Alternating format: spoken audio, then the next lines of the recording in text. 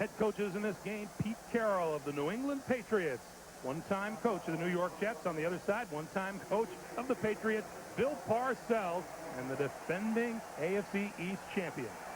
That's John Hall getting set to kick it off for the New York Jets.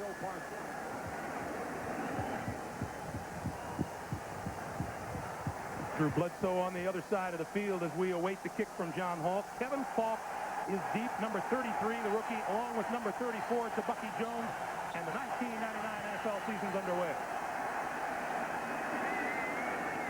Falk to the 20, to the 30. Penalty marker is down. He's across the 35, down to about the 39-yard line, and now let's check the flag.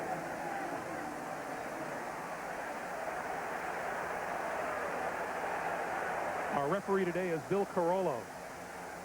It's a hold against the Patriots, and it'll bring it back. We got to get those special team penalties going right away, Greg. First play. Illegal block in the back. On the return, 99. Half the distance to the goal. First down. Number 99 is Vernon Crawford, and here comes Drew Bledsoe onto the field. You look at his numbers from last season, and here is the offensive line that Bledsoe will have in front of him. 24 years of experience at the tackles between Bruce Armstrong and Zephyrus Moss, and a rookie center in Damian Woody. In the backfield, rookie running back Kevin Falk along with Tony Carter, Terry Glenn and Sean Jefferson, the wide receivers, and Ben Coates is the tight end. Running back Kevin.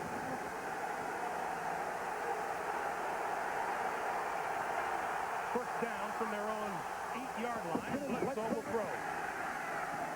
It's complete and out across the 15-yard line is number 84, Sean Jefferson. A pickup of about 8 on the play. Let's take a look at the New York Jets defense. They play the 3-4. And up front, Rick Lyle, Jason Ferguson, and Anthony Pleasant. Terrific linebackers. Mo Lewis, Brian Cox, Marvin Jones missed all of last season with injury, and James Ferrier. In the secondary, Aaron Glenn and Ray Mickens, a couple of Aggies on the corner. Steve Atwater, the ex-Bronco, along with Victor Green at safety. The handoff straight ahead goes nowhere. That's Kevin Falk. That'll be a loss of about 3 on the play. James Ferrier was in on the running back. Greg, that play really illustrates this New England offense.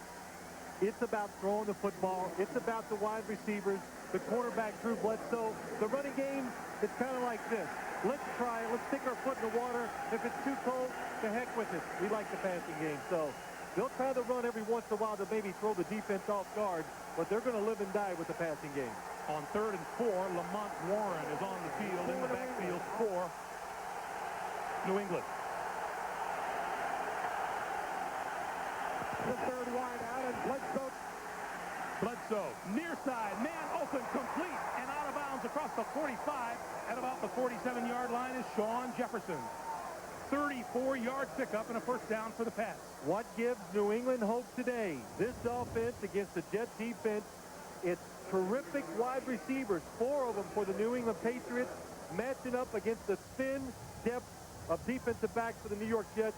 When you get a safety, Victor Green, against one of the fastest guys on the New England Patriots, Sean Jefferson, that is a mismatch. Bill Parcells told us on Friday, my biggest concern is when the Patriots spread us out. Oh, and it should be. And we talked to the Patriots yesterday. Pete Carroll and Drew Bledsoe know that that's the matchup that really favors them. Bledsoe pulls it down and then throws complete over the middle, and down across the 40 is Troy Brown. And what Bill Parcells was worried about, he says, I know they haven't done it this preseason. He says what they're going to do, I'm afraid they're going to come out, spread us out on first down, shotgun by Drew Bledsoe. Look at this. No pass rush. Fakes the throw, comes, and look at Troy Brown, wide open, facing the defense out, giving big throwing lanes for Drew Bledsoe. Kevin Falk and Chris Floyd in the backfield behind Bledsoe. This is Falk, the rookie. To about the 35, maybe the 34, and a pickup of about 4 on the play. And just to kind of tell everybody at home, the New York Jets, Otis Smith, the defensive back, one of their corners is out, so they really only have like 3 corners. Ray Mickens, Aaron Glenn, they have Marcus Coleman, and then Kevin Williams is the 4th corner, but he's a converted safety. So when you match that up against Jefferson, Simmons, Glenn, and Troy Brown, it definitely favors the New England Patriots. The CBS first down line, you see it there across the 30-yard line. That's how far the Patriots need for a first down. Over the middle, complete. That is Lamont Warren. And Warren is hit by Steve Atwater. That's a pickup of 6 on the play, and that's enough for a first down. Now, that would be one of those matchups that I do not think favors New England. Steve Atwater's been out there many, many times covering running backs out of the backfield and when they split out wide, and he sees 3-step drop by the quarterback. He is driving for the short route. Boy, nice catch by Lamont Warren, hanging onto the ball with a hard hit from Steve Atwater. A couple of 27s meeting at the football. It's the first down for the Patriots now at the Jets' 28-yard line. 6-play drive. Then the coach in motion. Bledsoe to throw it again, and on the blitz, Brian Cox after him, but he completes the near side to Terry Glenn, out of bounds at about the 12. Wow, just sitting up here looking at this game, New England, 3 wide receivers in there, a tight end and 1 back, and they're moving around. It looks like a lot of space for Drew Bledsoe to throw into. And then you put Terry Glenn, Sean Jefferson with their speed. Hey, you're a defensive back. You got to play a little conservatively, and easy throws for Drew Bledsoe so far. Bledsoe perfect 5 out of 5. Carter and Falk in the backfield, first down. Falk to the near side. Maybe to the 10, not much more. You said before the first kickoff, Greg, coaches don't know what to expect. And everybody at home is probably going, oh my gosh, what do you mean? Coach speak, right? Coach speak. It's not. Here they've been to camp, 6 weeks, 4 preseason games. Now the Patriots have shown none of this in preseason. The Jets are thinking, what are they going to do the first game, catch us by surprise? They figure, hey, good wide receivers, this is what they're going to do. They were right, but it's another thing stopping it. Number 22, Terry Allen, the 10-year veteran, makes his first appearance for the New England Patriots. On 2nd and 7, Bledsoe looks to Allen out of the backfield, and he is hit back to the 15-yard line by Mo Lewis. That's it, Mo Lewis, probably one of the most gifted linebackers in the National Football League. Best thing he does, stops the run over the tight end position. But what really makes him special, in space, he can cover running backs and cover wide receivers and make the tackles in the open field. So 3rd and 12 is what faces Bledsoe and the Patriots now. New England, a perfect 7-0 last season when they scored first in the game. Out of the shotgun. Bledsoe gets rid of it. Incomplete. Brian Cox was all over Bledsoe, who got rid of it in time to avoid the sack. Well, the one thing Drew Bledsoe says, you like to have success on 1st and 2nd down against the Jets, because on 3rd down, they just do everything. This time, you got Chad Testaverde coming from the outside, uses his speed, pushes Bledsoe out. Brian Cox makes the hit, makes Drew Bledsoe throw it away. Adam Vinatieri in his 4th year out of South Dakota State. This will be a 33-yard field goal attempt. Lee Johnson, the holder. High snap, gets it down. The kick is good. 9:04 remaining in the first quarter. The Patriots draw first blood. They lead the Jets 3-0.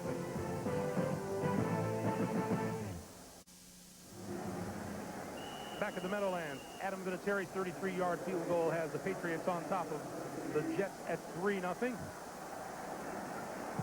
11-play, 78-yard drive engineered by Drew Bledsoe. The kick is Aaron Glenn from his own goal line. 15, 20, to the 23, maybe the 24-yard line. Vinny Testaverde will get his first shot at the offense when we come back. As we'll remind you today, the Monster.com blimp and its eye in the sky camera are proud to provide you with these live shots 1,000 feet above Giant Stadium. Vinny Testaverde, outstanding season last year. 29 touchdowns, 7 interceptions. He and the Jets take over at their own 24-yard line. And Curtis Martin gets the call on the first play. 35 out to the 40-yard line, and that's the first down for the New York Jets.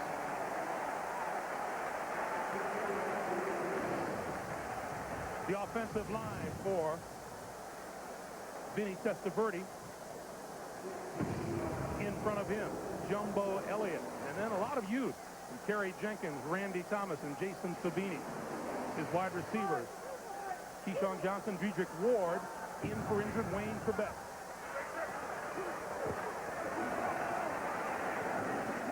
Martin out of the backfield is met at the 40-yard line and driven back by number 54, Teddy Bruschi. Take a look at the Patriots line of linebackers. Chris Slade, rookie Andy Katzenmoyer, and Teddy Bruschi. At the corners, Ty Law and Steve Israel, Chris Carter and Lawyer Malloy are the safeties. Ball just across the Jets' 40-yard line. 5 wide receiver setup for the Jets and jumping across the line. Although Kerry Jenkins may have moved early. Number 95, Henry Thomas, came after Vinny Testaverde. Prior to the snap, false start, 71, offense. That is 5-yard Jenkins, penalty. the second-year Remains guard second down. out of Troy State. One of the things the Jets do better than any other team in the National Football League, I think, when they go to their 5 wide receiver set, they're very productive. They throw the ball short, of course, because there's not enough protectors for Vinny Testaverde, but more importantly, they have a few plays where they go down the field and really take advantage of soft defenses. Second and 14. Straight drop for Testaverde, has time, throws to no one. No one on the far side of the field, except maybe our Armin Katayan down on the sidelines. Armin. Thanks, Greg. You know, you mentioned Dedrick Ward, who's in for that injured Wayne Trebek out with a broken left foot. I saw Dedrick and Keyshawn before the game, had a nice little conversation with him. I asked Keyshawn, how's he going to do? He goes, hey, man, he's going to do like he always does. He's going to do great. And as evidence, he had Dedrick hold out his hand, wasn't shaking a bit. I told him about Lawyer Malloy, who said he was going to be looking for Dedrick across the middle to send a little message. Dedrick said, hey, man, I wouldn't expect anything else. Back to you. Lawyer Malloy telling us he can't wait to get a hit in on Dedrick Ward coming across the middle. Out of the shotgun, Testaverde on 3rd down, over the middle, complete across midfield to Dedrick Ward. Well, there was their chance right off the start early in the game. What did Lawyer Malloy say? Hey, Dedrick Ward, he's one of these little guys. He plays on the outside. He's not used to coming over the middle and taking those big hits. Well, this time, look to the top of your screen. You're going to see Dedrick Ward come in. Vinny Testaverde anticipates, has to throw it high, and hey, that's a pretty good hit by Chris Carter on the little guy. Enough for a Jets first down.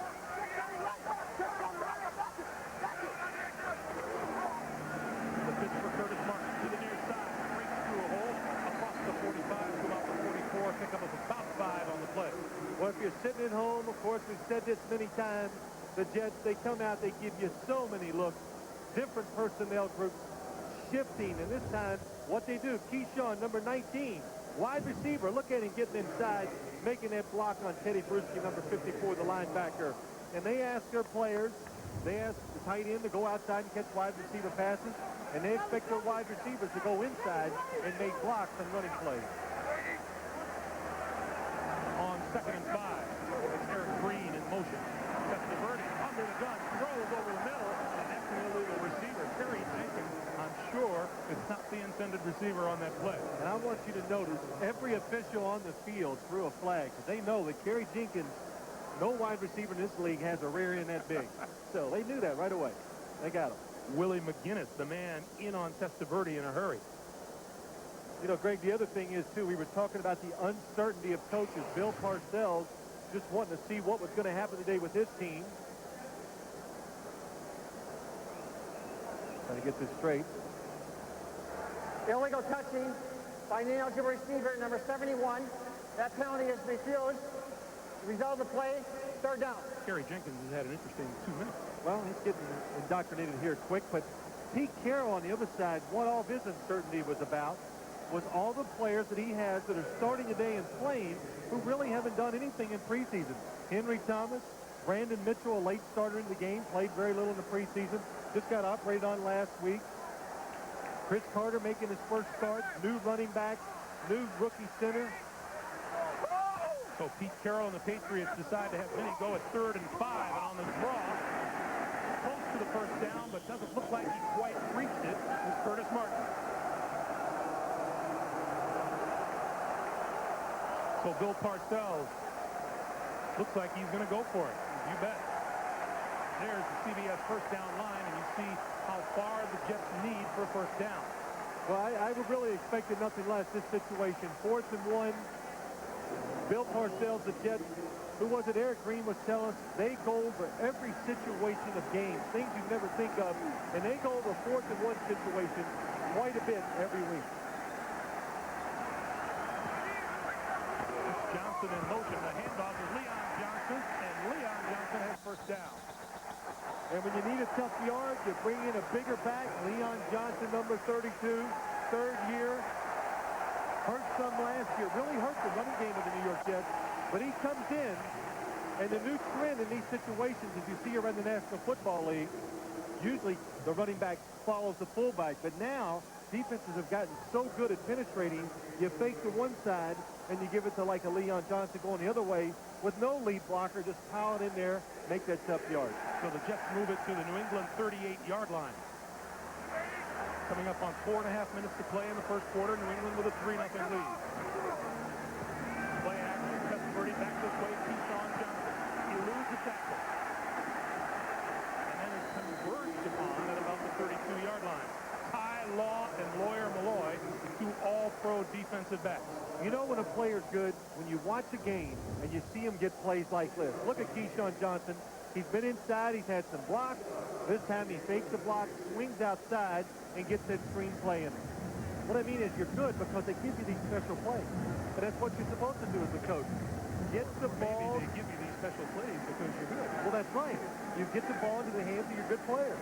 So you think up these new plays for them. 10th play of the drive for the Jets. You see how far they need for the first down. On 2nd and 4, the pitch is to Martin. Martin cuts it back inside. Doesn't get very much at all. We talked to Curtis Martin about going up against his former teammates, and he says it's always fun, although he's got fewer and fewer friends as the year goes by. Yeah, in this league, when you leave a team and 2 years later you go back and play them, there's a good chance, at best, 50% of the players are going to still be there. But Curtis Martin feeling good this year, healthy, really eager. Expecting some big things. Talking about 2,000 yards, of course, nowadays every running back is, that's what they want, 2,000 yards. 5 wide receivers on 3rd and 4 for the Jets. Quick drop, quick pass over the middle, complete, and it is enough for a first down to Dedrick Ward. When you go 5 wide receivers, the defense has to think of 2 things. Either we're going to get back and try to stop the pass, or we're going to blitz. 1, 2, 3, 4, 5. And look at New England. They got 6 guys at the line of scrimmage. The Jets have 5 linemen to protect. They blitz. Vinny Testaverde gets rid of the ball quickly because he knows they can't pick up the blitz. We have seen 2 completions to Dedrick Ward so far today that you would consider Wayne Trebet's specialty. Those who have been wondering, can Dedrick Ward fill Trebet's shoes, he has so far here today. Richie Anderson, Leon Johnson in the backfield. Testaverde going to throw. Has his man wide open, complete. Anderson into the end zone, touchdown.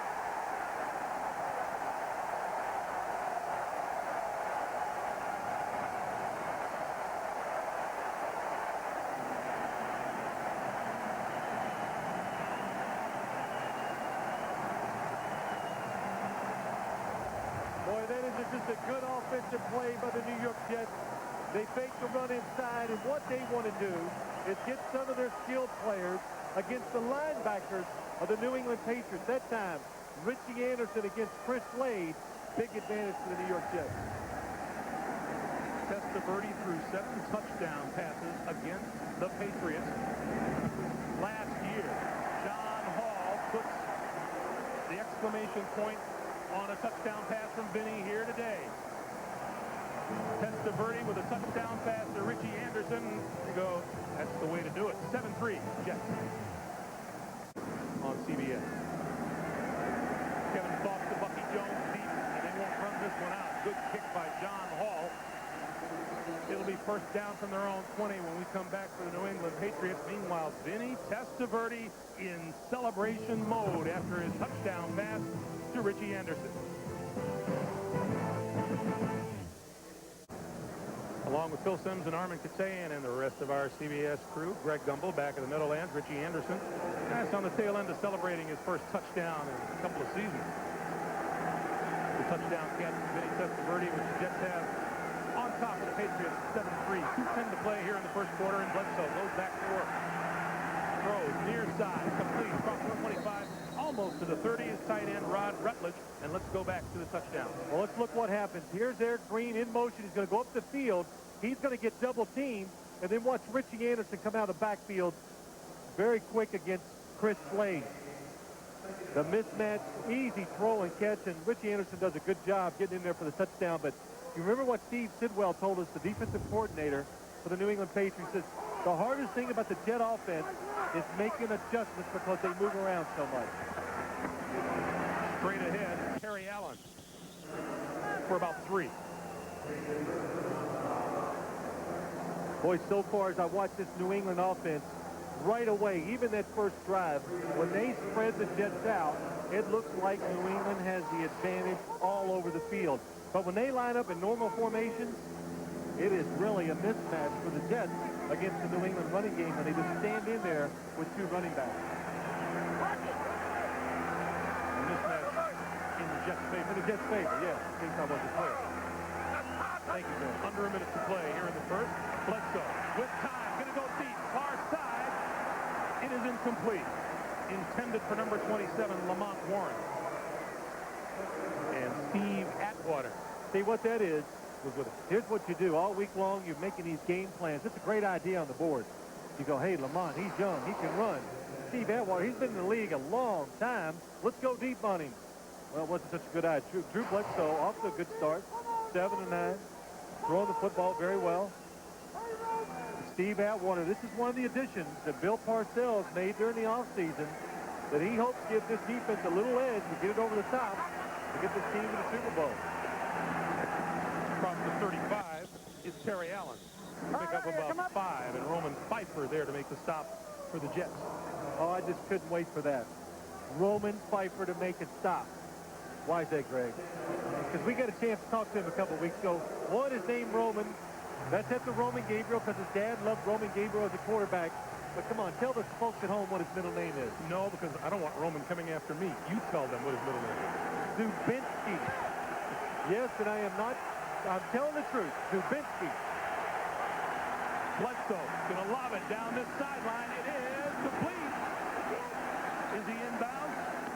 The officials are going to look at it and now rule him out of bounds. Tony Simmons with the reception. Well, let's take a look at that and see if Tony Simmons, if we might have our first challenge today. Makes the catch. 1. Well, might not have got either one. So much for the challenge. As the ball comes down. Well, that one won't tell us anything. The second foot is definitely out. Because we know now, coaches are sitting up in those booths. Hey, they're watching the TV for those reasons, for something like that. To see, call down to the head coach, Pete Carroll, in this instance, to see if you want to challenge it and replay the play. No such challenge is forthcoming, and Lee Johnson will kick it away to Leon Johnson.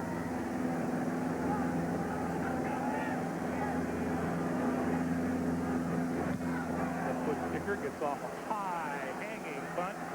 Johnson spare catches at about the 17-yard line. 45-yard punt, no return. That brings us to the end of the first quarter here at the Meadowlands. Field goal from the New England Patriots and a touchdown pass from Vinny Testaverde to Richie Anderson. The Jets lead it by a score of 7-3. We'll be back to the Meadowlands right after this.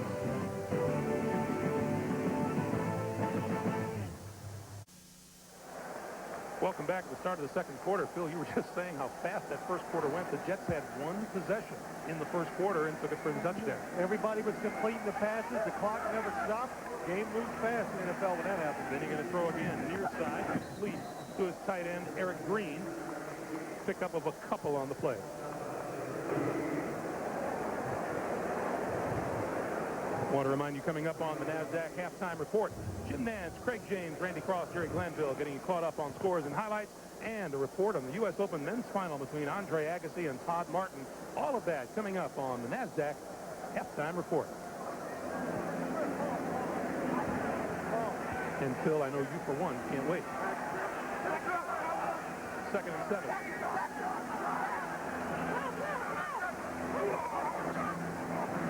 Straight ahead for a couple. A pickup of 3 by Curtis Martin.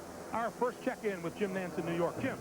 Well, thank you, Greg. Green Bay in the offseason loses Robert Brooks to retirement. They trade Derek Mays to Seattle. Are they worried? No. Here's why. Bill Schrader, touchdown. And the Packers are on the board. 7-3 now. Let's go back to you. All right, Jim, that's that new slimmed-down version of Brett Favre this year. Slick, sleek. Going to just let it go this year. He said he's been a little under control the last couple of years. Now he's really going to let it go. That's kind of scary. Look out, league. Yeah. 5 wide receivers for the Jets on 3rd and 4. Quick drop, Testaverde over the middle, complete to Sean Johnson, first down. Ty Law, Lawyer Malloy there to apply the hit, but not enough to prevent the first down. Well, Keyshawn Johnson, it's a good thing he's a big physical receiver, because when this 5 wide receiver set comes in, look at him coming inside. Nice little move, gets by Ty Law, and takes a big hit from Lawyer Malloy.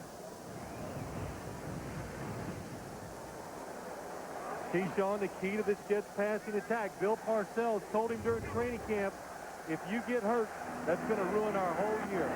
Well, Curtis Martin taking a lick on the far side after a 2-yard pickup, and that looked like Lawyer Malloy coming up from his safety again. Malloy led this Patriots team 151 tackles last year. Let's see if we can hear the kind of lick that Malloy put on.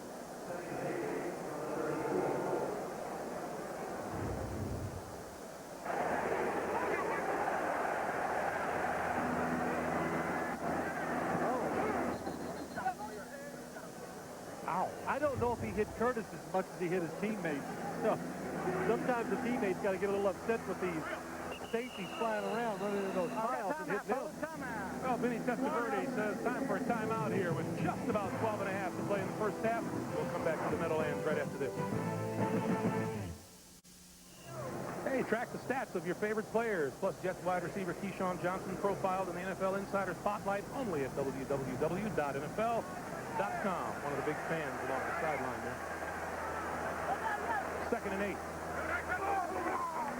Testaverde throws, complete, and across the 35 is Adrian Ward.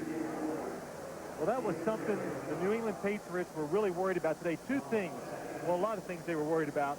Stopping big plays, but Steve Sidwell, the defensive coordinator, says we got to stop their draw game and their screen game, and we've seen a couple screens already.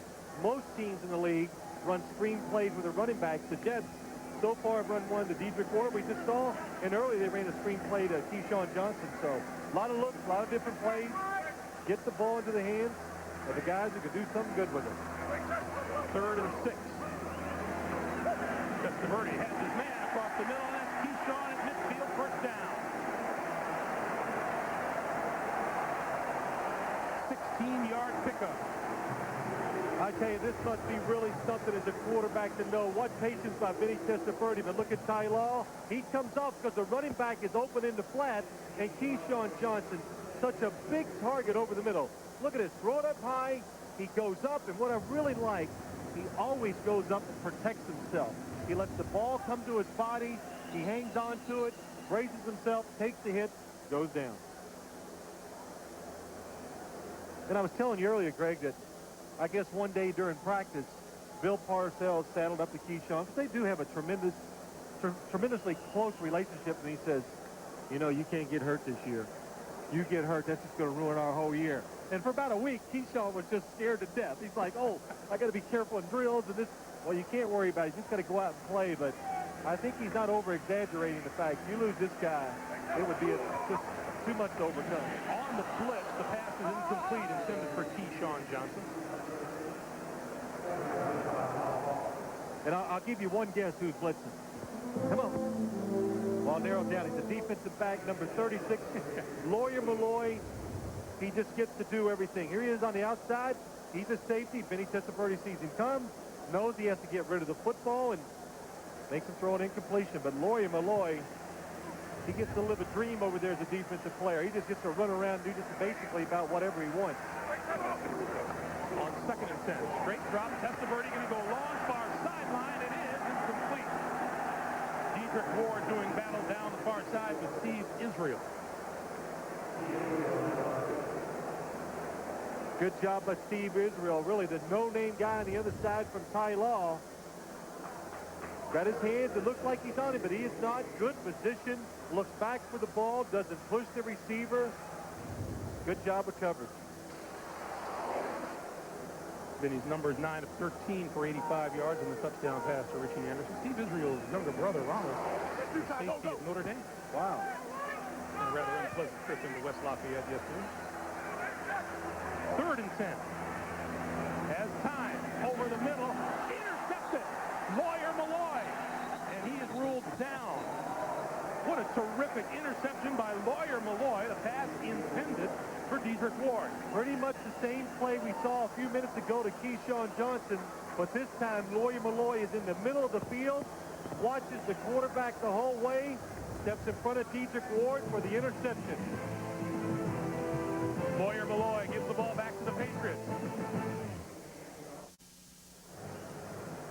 Lawyer Malloy down on the sidelines, and his first interception. He had 6 of them last year. That's a pretty good start. When you can get all those numbers up as a defensive back so quick in the game, that means you're active. Kevin Falk, right side for a couple. 3 on the play.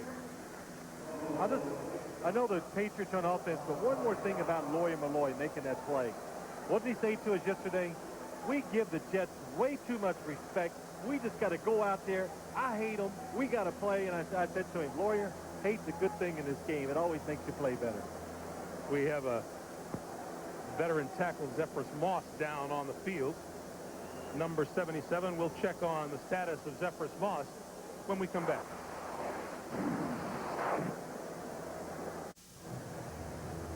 Zephyrus Moss being helped off on a very tender left ankle. And when you watch what happens, you understand why.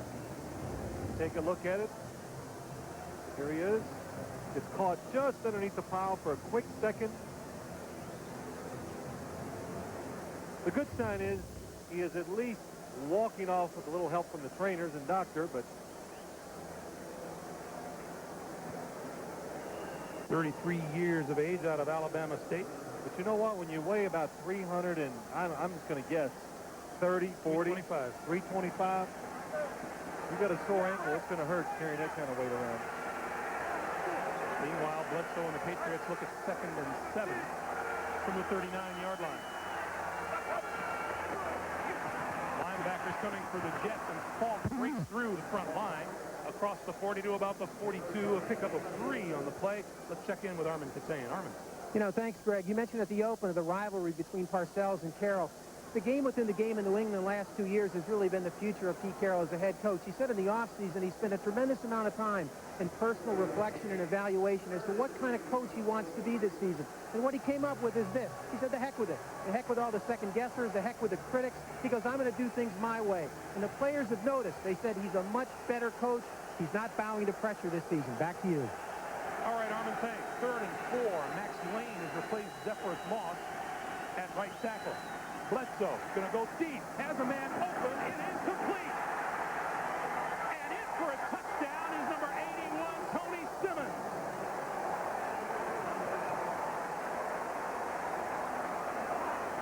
"58 yards on the connection, and the Patriots reclaim the lead. Well, the New England Patriots, they said when we get 4 wide receivers, it's hard for the New York Jets to match up against us, and we have seen it a couple plays. I'm just wondering why they're not doing it more, because you can see Tony Simmons, just too much speed running down the sideline for the Jets secondary.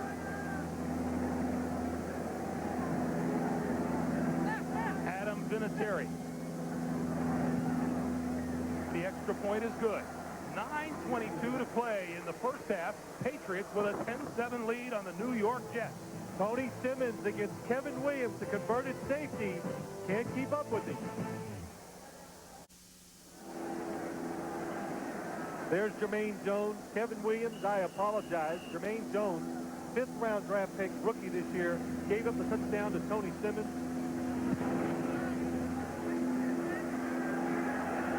And the kick is to Aaron Glenn from the 5.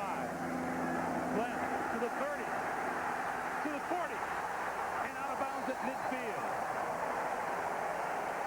Let's take a look at the touchdown and see what happens.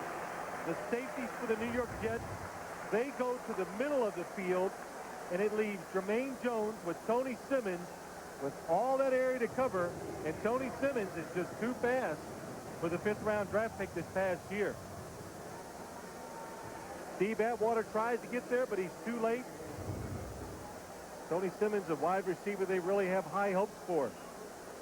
There's Bill Belichick telling you, he says, look, if you're going to let him beat you inside where I have two safeties, not on the outside where nobody's over the top helping you. Tony Simmons, 3 touchdown catches in 11 games last season for the Patriots. Testaverde and the Jets with good field position to start. Going to screen it to Leon Johnson. No, Curtis Martin. And Martin, first down, out of bounds across the 40.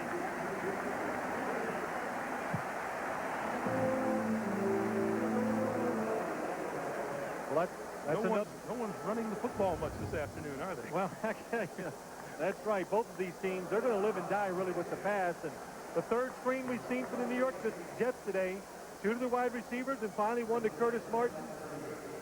Curtis Martin knows how to make people miss. Get him the football in open space. He can pick up big yards.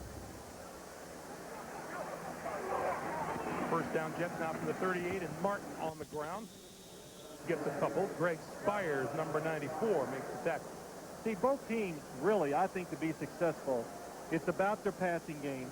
If it really works, then a lot of times their running game can come along with it and work. In other words, just like the Jets that time, they spread out, first down. It's a draw play, just to try to catch you off guard and let the talent of Curtis Martin make it work instead of let's line up and see if we can be big and physical and run you over, because they cannot do that.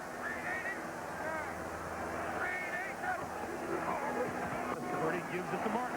Big hole right side. Martin across the 20 to about the 17-yard line. Steve Israel cut him down. 19-yard pickup. Now that time it's 2nd and 10. This is what it's all about, a chess match. The New England Patriots defense, it plays pass. Look, there's nobody inside. So the Jets have the right call on. They got a draw play. Look at Brandon Mitchell. He's rushing the quarterback. Nobody there to protect against the run. Makes the safeties come over and make the tackle. Line of scrimmage is the 18. You know, you said it over the weekend, Phil. How many teams in the National Football League really run the football for a purpose? Less than a handful. I asked Bill Parcells, said that. I asked him that question. He had a hard time coming up with the second team after Denver. Here's Martin again. Lost the football and covered it again. And holding his leg on the ground.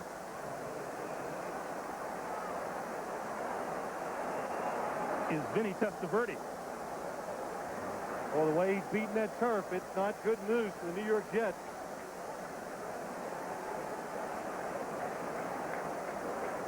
Usually when a player makes this kind of movement, they know, look, you know when you're on that field, you know if it's hurt.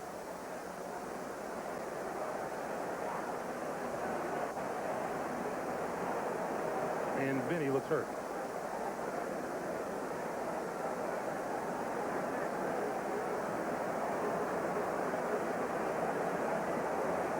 But also sometimes, Greg, is it you get hit, something happens, there's pain for a second or two, and it goes away. Let's watch the quarterback.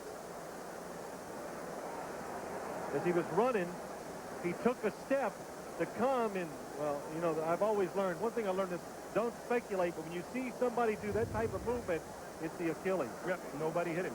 No one hit him. He made that quick move to come forward, fell immediately to the ground.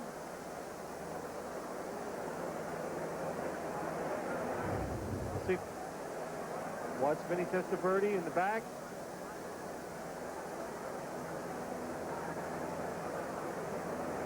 Vinny not in that shot, but the fact of the matter is, no one hit him. Well, it looks like he's going to try to get up.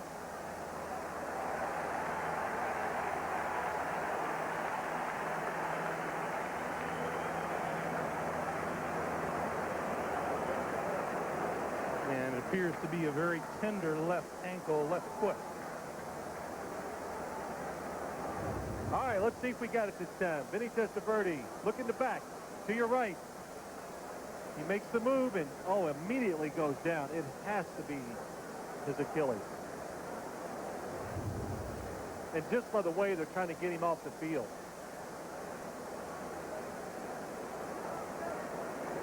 Off to a good start again this game. Boy,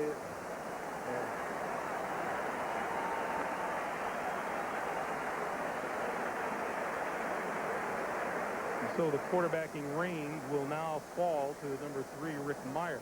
It's not only the Jets now have to overcome the fact that he's not going to play right now this game, but the emotion. All the players standing over there going, oh my gosh, it looks bad, and it's truly a devastating emotional blow to your teammates. You see him go down and reach right up immediately, putting his hand on it. And Vinny going to be carted off to the locker room to be examined right away.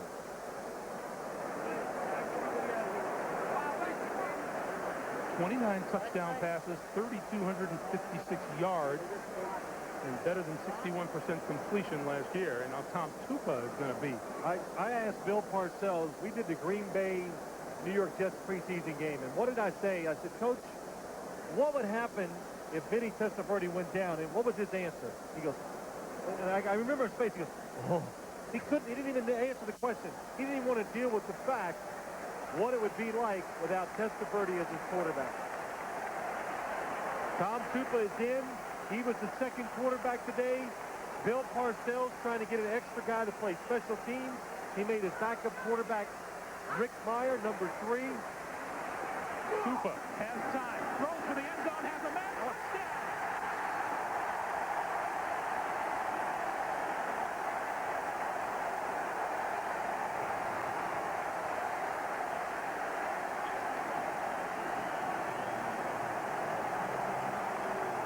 The man knows how to make an entrance. That was something. That was a good design play by the New York Jets. They talk about emotional rises and falls. Yeah. How about Tom Tupa? Well, I want to know when the last time he threw a pass in the game. He will now hold for the extra point, which is good. 6:55 to play in the first half. What a turn of events. 14-10 Jets. Boy, did Tom Tupa come in and just raise the Jet spirits after the injury to Vinny Testaverde. Touchdown pass. 25 yards to Keyshawn Johnson. Jets regain the lead 14-10. It was easy. All the quarterbacks know. Just drop back toward deep over middle. Keyshawn, he'll catch it. It's easy. Kevin Falk to Bucky Jones are deep for the Patriots. Tupa's going to ask for a raise come Monday. Didn't know he was going to play quarterback, too.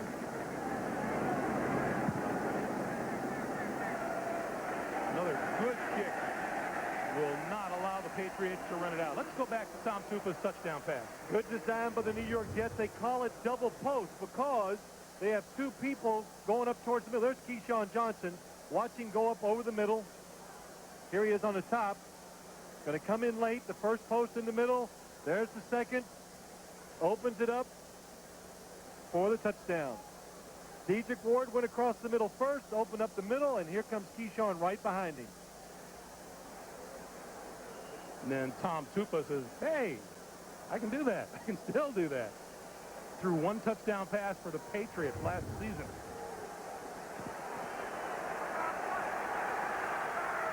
So Bledsoe and the Patriots start. And Bledsoe's going to throw. Has his man wide open, and that's Ben Coates.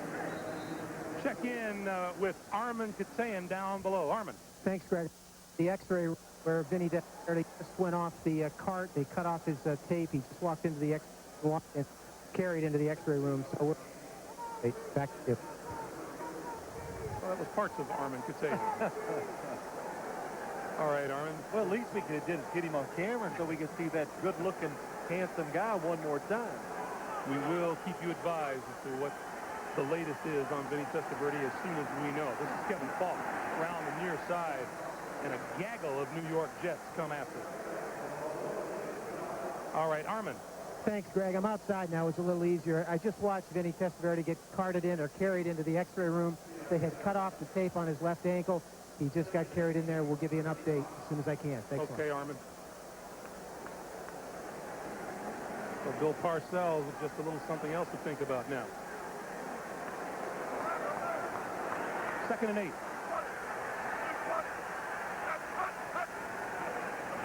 On the blitz, here they come after Bledsoe, and he just barely gets rid of it. Brian Cox was in on Drew Bledsoe. Well, that's what you want to do. The New York Jets, the strength of their defense is absolutely the linebackers. Brian Cox, number 51, on the move. Time to play perfectly. Gets to Drew Bledsoe before they can set up the screenplay. Boy, Brian Cox has turned his career around. Let the Chicago Bears out of football. Gets a phone call from Bill Parcells. Comes back in. Big part of this defense. On 3rd and 8. Bledsoe with time, and now getting after him, and he gets rid of it. Penalty marker flies on the near side of the field.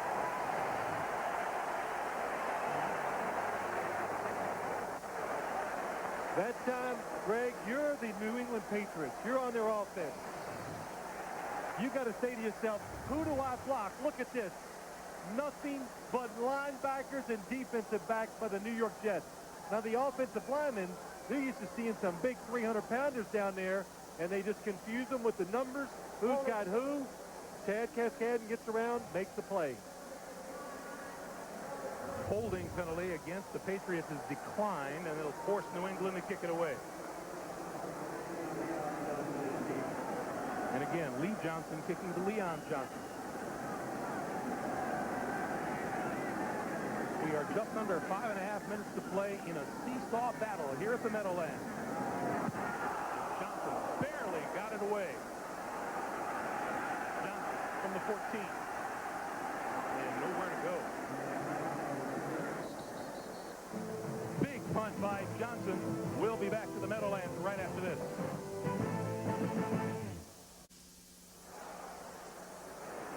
Back to action. Tupa on a roll. Waving his man downfield, now keeps it and goes out of bounds across the 20 to about the 23-yard line. Bill keeps asking, what's that big bright orange thing overhead? That's the Monster.com blimp, which is providing some terrific live shots from on high. All right. What a name for a blimp. What a name. Yeah. Could be a star in the NFL with a name like Monster. Clock continues to move. We're under 5 minutes to play now in the first half. Vinny Testaverde, if you have just joined us, leaving the field with a foot injury. Tom Tupa in at quarterback. There's a penalty marker on the play. Curtis Martin goes straight ahead for not much yardage. Now, Greg, I kind of said it earlier. Let me just say this again. Tom Tupa is in there at quarterback. He's the punter. Bill Parcells made him the backup so he could get an extra guy in the game to play on special teams. Made Rick Myers backup, the third quarterback. Holding, 68, offense. 10-yard penalty, repeat second down. Kevin Mawai. And I said to Bill Parcells, well, aren't you taking a gamble? He says, yes. What would happen now if something happens, or say Tom Tupa was really playing bad, they would put in Rick Meyer, Tupa comes out, but now he can't even punt. And I said, what are you going to do? And he says, well, it's okay. John Hall averages about 48 yards punting himself, so we'll put the place kicker over there and let him punt some. Believe it, Bill would rather not be dealing with any of this right now. Tupa looking at a 2nd and 16 from his own 14-yard line. On the draw, Martin for a couple. And I'll tell you what, the New England defense, they're sitting over there now, 2nd and 15, good situation. Okay, Tom Tupa threw a touchdown pass, but you know what? Now can you do it? Can you drive them the length of the field? It gives them hope. It gives them inspiration. What it does, too, it changes the calls for the defensive coordinators. That's Tom Tupa's shoes you're looking at. Those are punter shoes. Look at that. See? Left foot, that looks like a slipper. The right foot, one you kick with. Needs to get to the 30-yard line for a first down. Tupa rolls out, throws, has a man open. Keyshawn Johnson complete. First down and more. Midfield knocked out of bounds inside the 35-yard line. Chris Carter saves the touchdown. Well, we see so many times, we've talked about in this game already, the size of Keyshawn Johnson. Watch him, number 19, comes all the way across the field. Tupa's rolling to his right, but the size, the hit, in traffic, he can catch the ball. And then when you hit him, he just doesn't fall down like most wide receivers. Look at this. The ball's a little behind him, makes the catch, takes the big hit, spins around. You got to put your arms around Keyshawn Johnson. Curtis Martin tries the right side across the 30 to about the 29 or the 28-yard line. Keyshawn Johnson now 106 yards on the day and a touchdown. And you know what? Bad shoes or not, Tom Tupa's having a pretty good day. Well, you know what I like, too? The first touchdown pass, that was an easy read for a quarterback. He just looks back and you throw to the first guy, the second guy. And they did a good job. They threw a screen. But third down and long, they move him outside. They make it simple. Look at the first guy outside. Look at Keyshawn coming across. If they're not open, throw it away. So Charlie Weiss, offensive coordinator, doing a good job of calling plays. Just need to get to the 23 for a first down. End around Keyshawn Johnson. And this won't go anywhere. Chris Blade was there waiting for him. Okay. He can catch it. He's a good blocker. He runs pretty good after the catch, but he's not a good ball carrier out of the backfield. So there you go. Well, who is with a big linebacker standing there waiting for you? He just can't do it all. I'm just letting you know. Coming up on the 2-minute warning. What a first half it's been. A lot of ups and downs for both these clubs with 2 minutes to play. It's a 14-10 Jets lead. They're threatening to get a little more. I bet Jerry Glanville thinks that people are going to tune in just to see him. You know, here's what they're doing. They're tuning in. It's like when they tune in to watch him drive race cars. They're not tuning in for the race. They're just tuning in to see when he's going to wreck. Same thing with that, Joe. You know, the over-under is about 3 before Randy Cross reaches over there and pushes him out of that chair. Needed to get to the 23 for a first down. Tupa. And is going to get screened from behind by Willie McGinnis.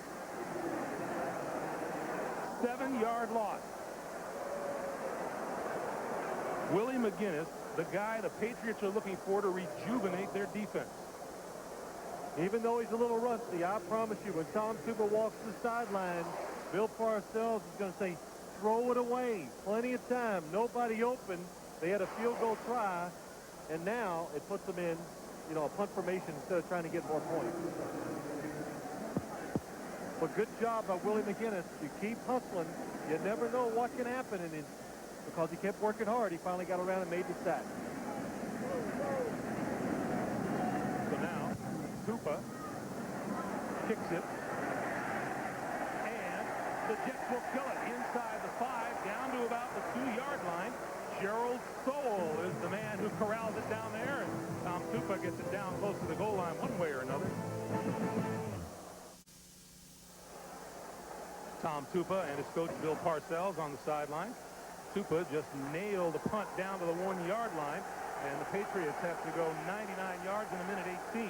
Tony Carter and Terry Allen in the backfield, and straight ahead is Allen to about the 4. Jason Ferguson with the tackle. And the clock continues to move. Yeah, I'm a little surprised the New York Jets don't take a timeout here. Make New England get 1 first down. Make them do something. Make them take a chance, because if you stop them, use your timeouts, you get great field position, even if it's a 50-yard punt. Perhaps on second down. 45 seconds to play here in the first half. And Drew Bledsoe stamping the ball with 10 seconds to go on the clock. Well, that one doesn't count. Whistle blows. See, I think that's a mistake, too. You let that thing go down. That clock, you let it go down to 1 before you snap the ball, no matter what your intentions are. Had a false start.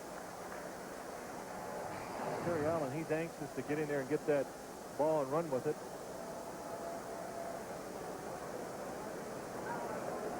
Meanwhile, the clock is stopped with 39 seconds remaining. Prior to the snap, ball start. Number 22, the tail pass. With that type of foul under 1 minute, it also necessitates a 10-second runoff. Please reduce the clock from 39 to 29 seconds. What?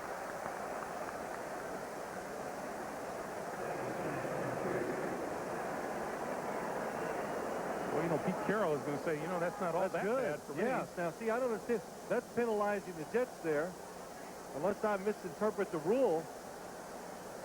And Bill Parcells talking about it with an official on the far side of the field. I thought you only ran time off if you didn't have any timeouts left.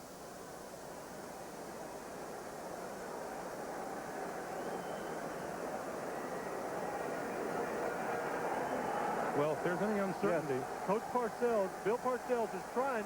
He wants to decline the penalty so they won't run the time off the clock. But dead ball foul, let's see.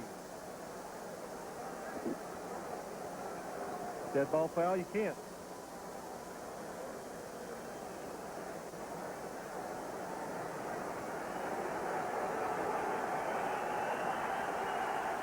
Well, Bill Parcells didn't win that argument, and now the clock moves under 25 seconds. And they'll run it straight ahead, and Allen will get to about the 3. And now the Jets call timeout, stop the clock with 14 seconds to play in the first half. Well, they should have had a timeout after the first play anyway. You got 3 timeouts. You stop it after first, second, third down. See, I don't think even Bill Parcells, I don't think he quite knows the rule. It's a little confusing. Well, that was the second timeout of this half, so now the Jets have one remaining.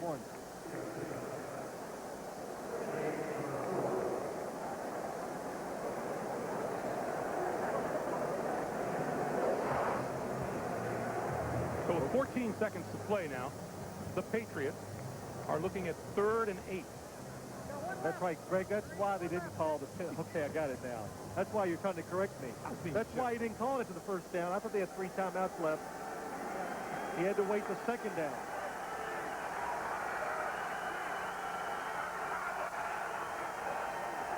And running straight ahead is Allen across the 5 to about the 7, and the Jets use their final timeout with 8 seconds to play. So the Jets are out of timeout, and the Patriots will kick it away with 8 seconds to play here in the first half. Now the Patriots, they don't get off a good kick here. You're Leon Johnson, number 32, back receiving for the Jets. If it's a short kick, you fair catch it, the Jets would get a free kick. When is the last time you saw a free kick in the NFL? I don't think I've ever seen one. I saw one. Don't date yourself. Well, then I can't tell you. I saw the Bears do it against the Green Bay Packers in Wrigley Field. I'll tell you how far back that was when the Bears were playing in Wrigley Field. I believe George Halas told his receiver, I don't care if everybody falls down and goes to sleep. Fair catch this ball. Now, I would fair catch this. John Hall is capable of kicking one 65 yards. So if this ball goes around midfield, Leon Johnson should fair catch it. No wind to speak of today here at the Meadowlands. And there's a snap out of the end zone. That'll be a safety for the Jets. We had it planned so well, too. I was wanting to see it.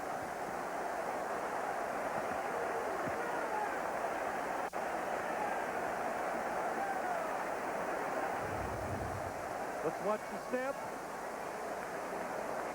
Oh, and it is just out of here. That's Mike Bartram snapping the ball for the Patriots, and just that wasn't even close. Not even close.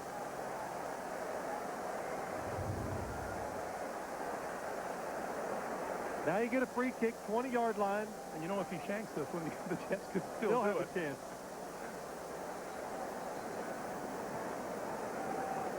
Well, what a turn of events for the New York Jets. You know, you're sitting there. Vinny Testaverde goes down. You're down 10-7. You're getting ready to go in half right now, 16-10. This game, it really is. No matter how much planning and how much work you do, it's all about dealing with adversity. And no matter how good your team is, what the situation. There's going to be adversity, and the Jets, they've had play in the first half. The Patriots, they've had to deal with some too. They're down 16-10. You know, we go back to what both coaches told us over the weekend. We don't know what to expect, and I suspect they still don't for the second half. Well, week one of the NFL season is when you get caught with a lot of surprises. A lot of teams, most teams, keep a few things in check. They want to bring it out for that first game to get themselves some quick scores in offense or some defenses the other team hasn't seen during preseason. Leon Johnson. Johnson to the 30 and brought down to the 32 as time expires here in the first half. Larry Wiggum with the tackle. Bill Parcells walks off the field wondering about the future of his Jets this season, if it doesn't include Vinny Testaverde. Tom Tupa has filled in admirably since the injury. Let's sit down, Armin Kaseya. I'm walking with Pete Carroll. Pete, you said you weren't quite sure what kind of team you have. What do you see out there so far? I think we're playing real hard. I think this is obviously a great game. It's going to be a real interesting second half. I have to wait and see what they do with Tom. And obviously, Tupa came in and did a nice job for them. Let's see how they use him. We got to go out and win this game. Thanks, Coach. Quick update here, Greg, on the condition of Vinny Testaverde. The Jets are being very careful with the information. As of right now, it's an Achilles tendon injury. He is out of this game. Back to you. All right, Armin, here is the play on which Vinny Testaverde was injured, and again, he wasn't hit at all. Loose football on the play. He took a step and hit the turf, grabbing his left ankle, pounding the turf. Knew he was injured. How badly, we don't know. Our halftime score. The Jets 16 and the Patriots 10 coming up. We'll be sending you to Jim Nance in New York for the NASDAQ halftime report. Jim, Randy, Craig, and Jerry on all the scores and highlights after these messages from your local station. The sports presentation of the NASDAQ halftime report is sponsored by the NASDAQ stock market. Well, the NFL's 80th season is underway. Welcome to the NASDAQ halftime report. Jim Nance with you from our New York studios. Concern everywhere, especially around here, about Vinny Testaverde and that injury. Still waiting for official word as to the seriousness of it. Craig James, Randy Cross, Jerry Glanville alongside. And let's go through the scores here at halftime. Jets leading the Tupa touchdown pass on the first play in there to Keyshawn Johnson. And Bill Parcells' team. Craig, take us through it. What's happened here? Well, you know, what happens here is there's a fumble on the play. When he plants, you can't see Vinny, but he comes back. It looks like he blows out his Achilles tendon, which unfortunately would be a season-ending injury. But it is a play where, you know, guys like him, when they go down with that type of pain, you say to yourself immediately, uh-oh, it's not good. Tom Tupa on the first play, his first pass play, finds Keyshawn Johnson. This is the key for the Jets. Keyshawn's got to step up and lead them. Somebody's got to take Testaverde's place. Vinny is pretty a tough dude, too. Yeah. I mean, when you see that kind of reaction, what does it tell you? Immediately. As soon as I saw this guy go down, I said, this is an unfortunate deal. And the AFC East and the NFL playoff picture, everything changes on week one. All right, let's continue. In the NFL today, here's another one for you. Buffalo and the Colts. The Colts have lost 4 in a row to the Bills. Doug Flutie trying to continue that magic this year with the Bills. And Randy, first half. Well, earlier in the game, Peyton Manning missed a couple play-action passes deep. But this one, he does not miss to E.G. Green. Down the left sideline. Looks like he's going to score, but he ends up down on the 1-yard line. Edgerrin James, the rookie. You love him, huh? Look at the pads. Look how low he goes into that hole. He was stuffed for a play before that. He went right in there and made sure he was going to get below those linebackers. Doesn't have huge stats, James, in the first half. 13 carries, 24 yards, but did get the touchdown there. Oakland and Green Bay, and at halftime, the Raiders, even with 2 missed field goals, lead the Packers. Ray Rhodes making his debut as the Packers coach. And all week, I'm serious, folks, Jerry Glanville's been talking about Bill Schrader going to be the guy this year.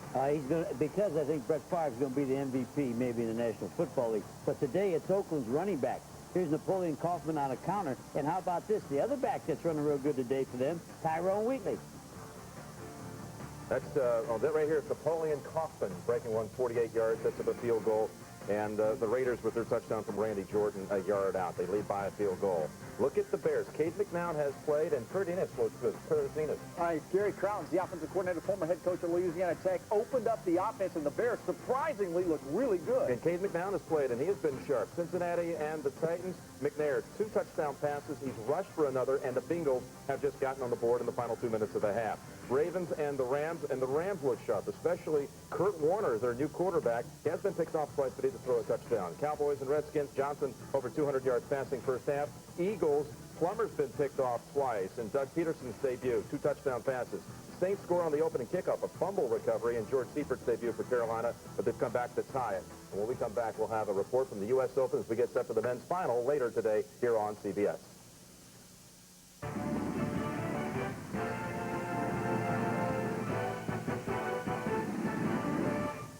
Back to the Meadowlands, everyone. Greg Gumbel, the New York Jets leading the Patriots at halftime, but the biggest moment of this game thus far happened in the first half. An injury to Jets quarterback Vinny Testaverde. He wasn't hit. There was a loose football. He went after it, suffered a foot injury. Let's get the latest from Armin Kitsayan. Armin.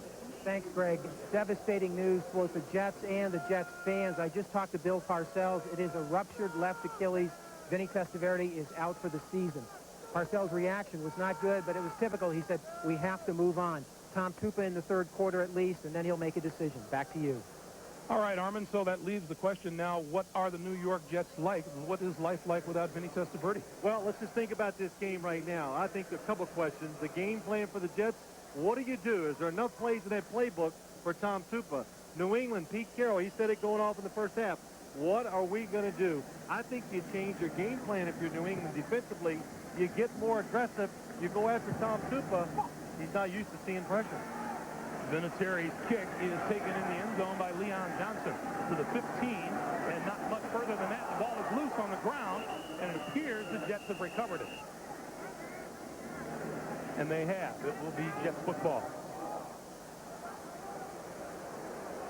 Statistics from the first half, no surprise that there hasn't been much out of the rushing game. It's all passing. That's right. These two teams are going to live by the pass. Look at both of them.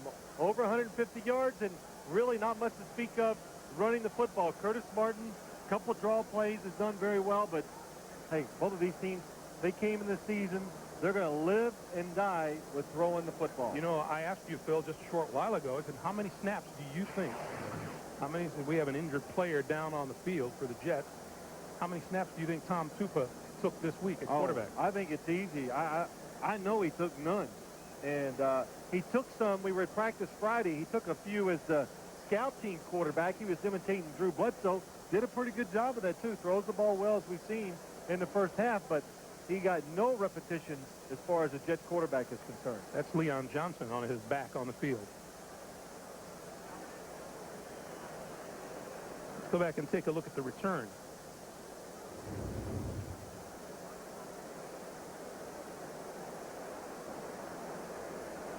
Oh, left knee. You could see the left knee gets buckled underneath him. And anytime you're a player in football, watch number 32.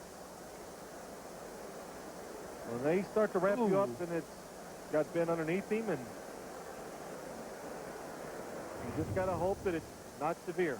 Leon Johnson missed the last 2 games of the regular season in the postseason with a rib injury last year. Well, it really hurt the New York Jets last year. Leon Johnson always kind of beat up, never at full strength, and the return game it hurts. He's good out of the backfield running the football, catches it very well, and, you know, this is a versatile player. Well, while we're waiting for Leon Johnson to get off the field, coming Monday, September 20th, a stretch of open road, a brand new Harley, and a man who has no idea how to ride it. Get your motor running. Watch the King of Queens Wild Season premiere a week from Monday, September the 20th on CBS, America's most watched network. There you go. Well, when they bring the card out, it is a terrible sign for the team and the player. You know, Bill Parcells is going to get tired of this sight really quickly today.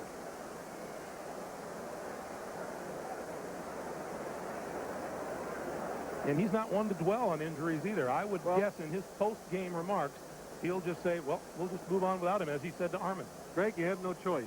And we've seen it many times. We went down to Jacksonville last year. Tom Coughlin had like 6 defensive linemen out of his lineup. He's got everybody trying to make things happen. Why complain? Why? You can't moan about it because nobody cares. Just get it done, coach. Do what you can, and you know, you got to make adjustments. Tom Coughlin's 14 players on injured reserve last year led the NFL, and nobody cares. First down, Jets. Just shy of the 15-yard line. Straight ahead, and a big hole for Curtis Martin. Pick up about 8 on the play. Another Jet is down on the field. Looks like Eric Green.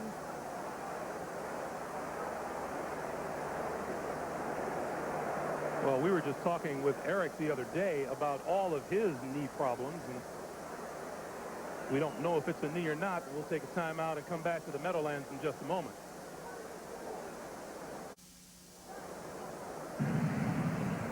Welcome back to the Meadowlands. NFL kickoff 99. Although the Jets are leading it, it hasn't been much celebration for Bill Parcells, although I'm sure he's happy to see Eric Green come trotting off the field. Let's take a look and see what happened to Eric. Well, you look, I do not know what happened, but number 86, watch, he's going to stop, peel back, come and block on Chad Eaton, number 90, and as soon as he hits him, just buckles and goes down. But he did run off the field. Bill Parcells, after having seen both Vinny Testaverde and Leon Johnson leave, I'm sure wasn't excited about the prospect of losing his number 1 tight end. Fred Baxter has come onto the field to replace him. Martin, right side, out to about the 25-yard line. Looks like he'll have enough for a first down. Teddy Bruschi, Lawyer, Malloy there to make the stop. We were talking about all these injuries, Phil, and, you know, if the Jets lose Vinny Testaverde for the rest of the season, you and I were talking at halftime, not unlike, perhaps, the Denver Broncos losing John Elway to retirement. What do the Jets do without Vinny Testaverde now? Well, I think it's similar, except I think the Jets relied more on Vinny Testaverde than the Broncos did John Elway. They had this guy, Terrell Davis, they handed it to, and their game really was focused around the running. On the blitz, Tupa. That's a fumble. Bouncing toward the end zone, and that's a New England touchdown. Willie McGinnis in the end zone. That was a terrific defensive call by Steve Sitwell. What they do, they're expecting play-action pass from the backside of the quarterback, Steve Israel. The corner comes in. Tom Tupa never sees him. Results in a fumble. And a good job by Willie McGinnis, number 55, getting in there and covering it up. Willie McGinnis has missed 12 games the last 2 years with injury. Adam Vinatieri with the extra point. It is perfect. They call this blitz cobra because it comes and strikes you, and Tom Tupa never sees Steve Israel attack this unproven quarterback.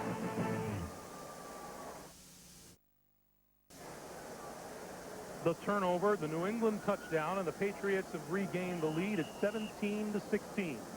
And with Leon Johnson sidelined with the injury, Aaron Glenn and now Kevin Williams are deep for the kickoff. This is Williams, 2 yards deep in his end zone. 15 to about the 16 or 17-yard line. If you haven't been watching CBS Primetime, look what you've been missing.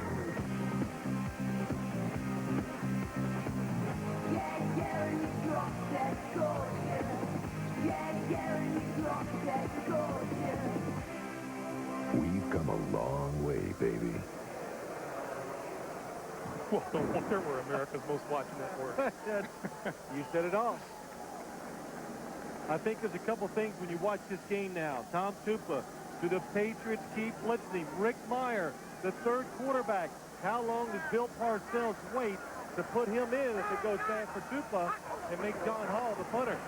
Tupa escapes the rush. Rolling out, throws it away. You know, it's a very interesting point. Bill, you look at in just a few short hours here at the Meadowlands, has the balance of power shifted in the AFC East? There's a lot more hope in some of these teams around the league now from what has happened so far here today. I mean, New England, we've watched it. We've seen their emotion, their energy level. It's up just then to the quarterback right away in a passing when they drop back to pass. That wasn't happening in the first half. Vinny Testaverde was throwing basically untouched. You expect New England to be sending people after Tom Tupa the rest of the day? You usually do stuff until they stop it. The Jets didn't do a good job handling the blitz. Here they come again. Tupa throws it in, almost intercepted.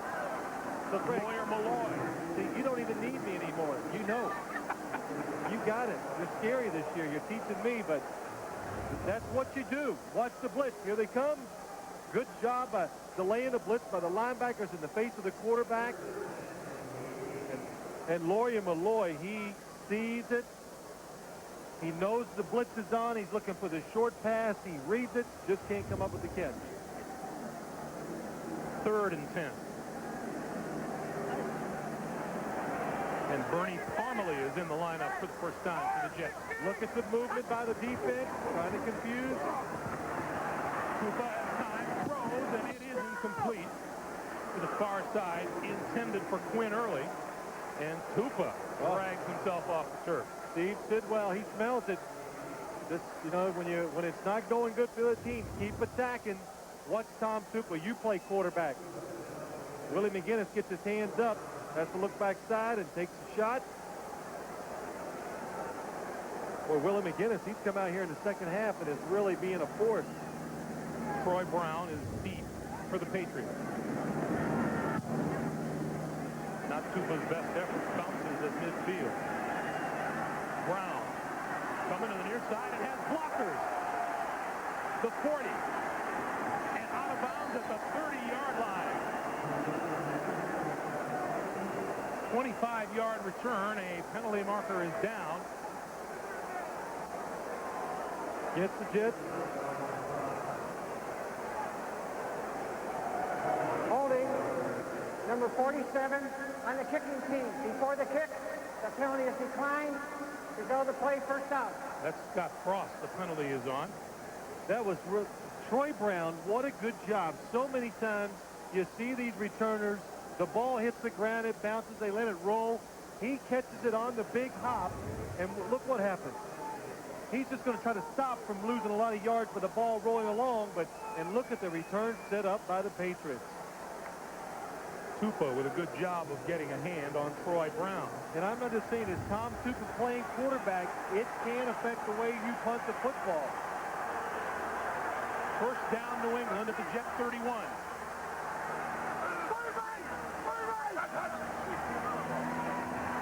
Bledsoe throws far side, Terry Glenn. Glenn across the 25. And that was a neat-looking play. I like that. Terry Glenn, again, we're seeing a lot of ways today where both of these offenses are learning and doing things different. Get the ball into the hands of your playmakers.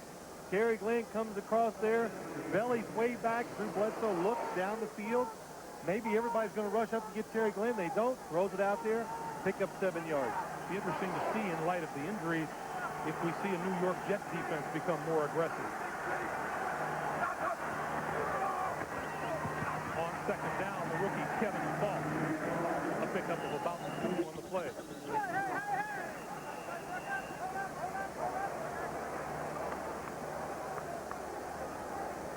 Well, these Patriots have had a lot of criticism in the preseason. Not a particularly enthusiastic following for the way they played. They went 1-3. Pete Carroll under the gun, as he had been at the end of last season. Well, they struggled so much at the end of last year. They did the smart thing, though. They kept the guys that were questionable health-wise out of the preseason. They got ready for the regular season game. 3rd and short, and the Jets call timeout. Jets call timeout, use their first of the second half. We'll take a timeout with 11:40 to play in the 3rd quarter. Welcome back. Brian Cox is the one who called that timeout, and we'll explain it to you in a second. But right now, the Jets looking to defend a 3rd and 1. Terry Allen and Chris Floyd in the backfield behind Bledsoe. Coach in motion. The give is to Allen. Big hole. First down. Touchdown.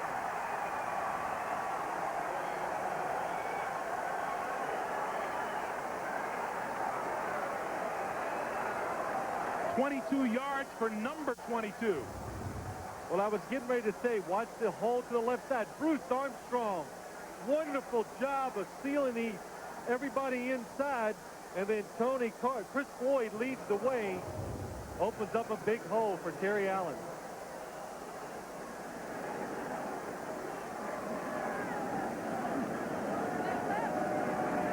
Vinny to add the point. And it's good. And the Patriots extend their lead to 24-16. Watch what happened. Bruce Armstrong, after this play was over, he was running, wanting a hug from Drew Bledsoe because he's excited. Look at that block. Steals it off to the inside. Chris Floyd gets the kick out. And look at that running space for Terry Allen. In the NFL, you can go a couple games and not see a hole this good. And Terry Allen coming in trying to find his place on this football team takes advantage of it. And let's venture back to when the Jets had to call a timeout because of a mix-up on the field. Brian Cox called timeout. The Jets had to burn one. Yep. It was 3rd and 1, and they came back, and then the touchdown. And New England was not going to run that play. So, really, here's what happens. New England was going to run to the right. They had to play. The Jets call a defense. They don't have it. Jason Wilkes, supposed to be out there, doesn't come out. Brian Cox, he'll call the timeout. And watch what happens after this. Now, these timeouts, they're precious in the NFL. He says, come here, Jason. I don't mean to laugh. It's not funny, but it's okay. You know, you're allowed to get on your teammates like that. Jason Wilkes, a rookie out of Nebraska. 4th round draft choice. Brian Cox says if you're supposed to be out there, you got to be out there. You got to be in the game at all times on the sideline. And Aaron Glenn will not run this one out of the end zone. So the Jets will take over 1st and 10 at their own 20-yard line. We want to remind you that coming up after our game, we will send you over the Hudson and East Rivers to Flushing Meadow in Queens for the men's final of the toughest test in tennis, the U.S. Open. 2nd seed Andre Agassi, now the #1 ranked player in the world, will meet #7 Todd Martin. That's coming up next. The men's final at the U.S. Open here on CBS. Well, the Jets chalked up 144 yards in the 2nd quarter. And then guess what's happened here in the 3rd? I would think this is Tom Tupa's last series. I don't know how long you can wait if you're Bill Parcells. Under the gun, down he goes. Willie McGinnis. Now, Rick Meyer does have the ability to move around and get away from certain rushes, maybe even something like that. But Willie McGinnis out most of the preseason, hurt some last year. This is, it just doesn't get any better than that. A backup quarterback beating the blocker right away, and Tom Tupa, there's nowhere to go. Willie McGinnis played 9 games last year, had off-season groin surgery. They're looking for a full season out of Willie McGinnis. One of the leaders on that defense. 2nd and 18. Martin, left side, running room, breaks it outside, and is pulled down on the far side. Steve Israel with help from Lawyer Malloy. Greg, we had a chance to do some New England games, and when's the last time that Willie McGinnis has really been an impact player? Because every time we do one, there's something wrong with him. So if he comes back this year, he's healthy, he is their premier pass rusher. And when you have a guy that can pressure the quarterback, it is amazing how good some of the players around him get. Defensive backs, the linebackers make more time. Other defensive linemen become, forces in the pass rush because one guy can really draw extra attention. 3rd and 10, and the whistle blows.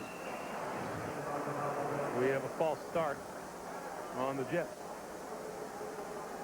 You're talking about the decision that Bill Parcells has to make. Prior to the snap, false start, number 76, offense. That's Jumbo Elliott, the left tackle. Bill Parcells has to make a decision about his quarterback situation, and it affects his punting position as well.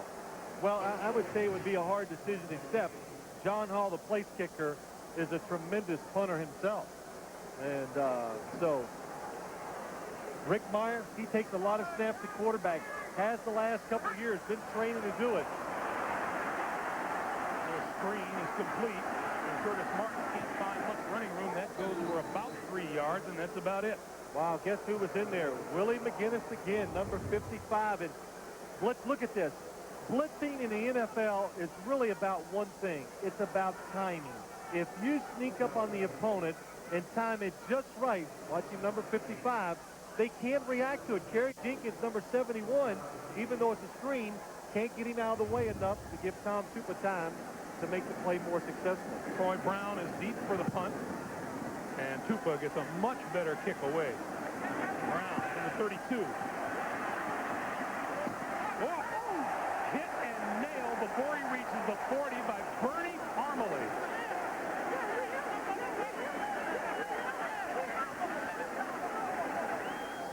50-yard return with a really abrupt ending. We'll be right back.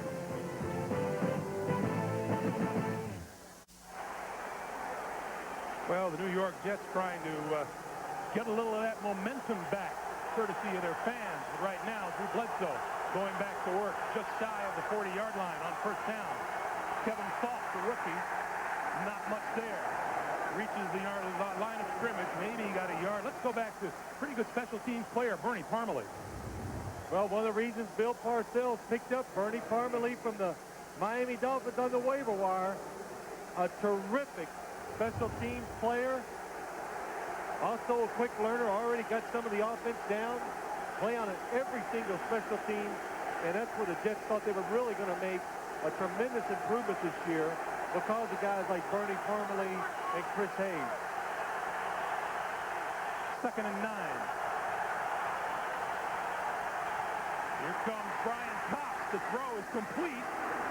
45 out to about the 48-yard line is Kevin Falk, the rookie. Well, Brian Cox was coming free, but that time Drew Bledsoe had that back pedal working just a little bit faster, and that enabled him just to buy that extra half a second. Watch Brian Cox. Boy, another good job of just timing the snap count of the quarterback. But Drew Bledsoe does a good job of backpedaling, getting rid of it, and picking up 8 yards. So now a 3rd and 1, and Allen and Tony Carter are in the backfield for the Patriots. Bledsoe going to throw for it. All kinds of time going deep down the middle. Complete. Terry Glenn is down by contact at the 7-yard line. 43 yards. Well, that is a play you designed during the week. You say, if we get 3rd and short, let's don't even think about picking up that 1 yard. Let's go for it all. And Terry Glenn, that is really a nice route. Aaron Glenn, number 31, says he's fast, he's going deep. Instead, he goes back inside, and Aaron Glenn cannot stay with him. Back to the ground, and Allen gets to about the 5. Watch what Aaron Glenn was up against this past play. Here is Terry Glenn. Here's Aaron Glenn. Look at this. Nobody anywhere. So Aaron Glenn sees number 88 coming off. He says, oh, he's going deep. But Drew Bledsoe anticipates, leads him across the field. Wow, terrific play. Good play calling. Glenn on Glenn. That battle won by Terry. You get about 3 or 4 chances a game to make those big impact plays, and the Patriots are taking advantage of almost every one. On the ground again, Terry Allen down to about the 3. Marvin Jones makes the stop. We haven't called Marvin's name too much. He missed all of 1998. Hadn't made a tackle since the last regular season game back in '97. Well, he's come back from the knee injury, and he's had a good training camp for the Jets, and it never hurts to get an impact player back on your defense or anywhere on your football team. 3rd and goal, and Bledsoe will go out of the shotgun. High throws into the end zone and incomplete, intended for Ben Coates. Number 21, Victor Green, was there. You know, we kind of saw something right there that we always hear. That's the element he brings, Greg.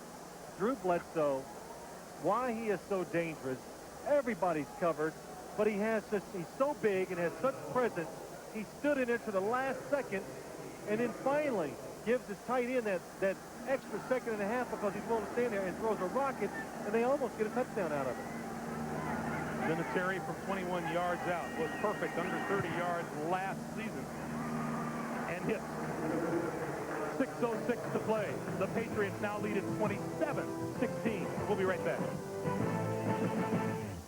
Armin Katayan, Giant Stadium. 6:06 to play, 3rd quarter. Patriots with a 27-16 lead, and Adam Vinatieri set to kick to Aaron Glenn and Kevin Williams of the Jets. This one will be returned. From the 7, it's Glenn. They lose the tackle at the 20. Across the 30, out to the 35-yard line, and a pretty good return. Willie McGinnis and the New England Patriots taking the field, and McGinnis has been an impact player indeed. Yes, he has. Almost from the very start of the game, Willie McGinnis has done, he's pressuring all the quarterbacks for the New York Jets. Watch this on Vinny Testaverde. Gets the sack on Tom Tupa. Gets in there again.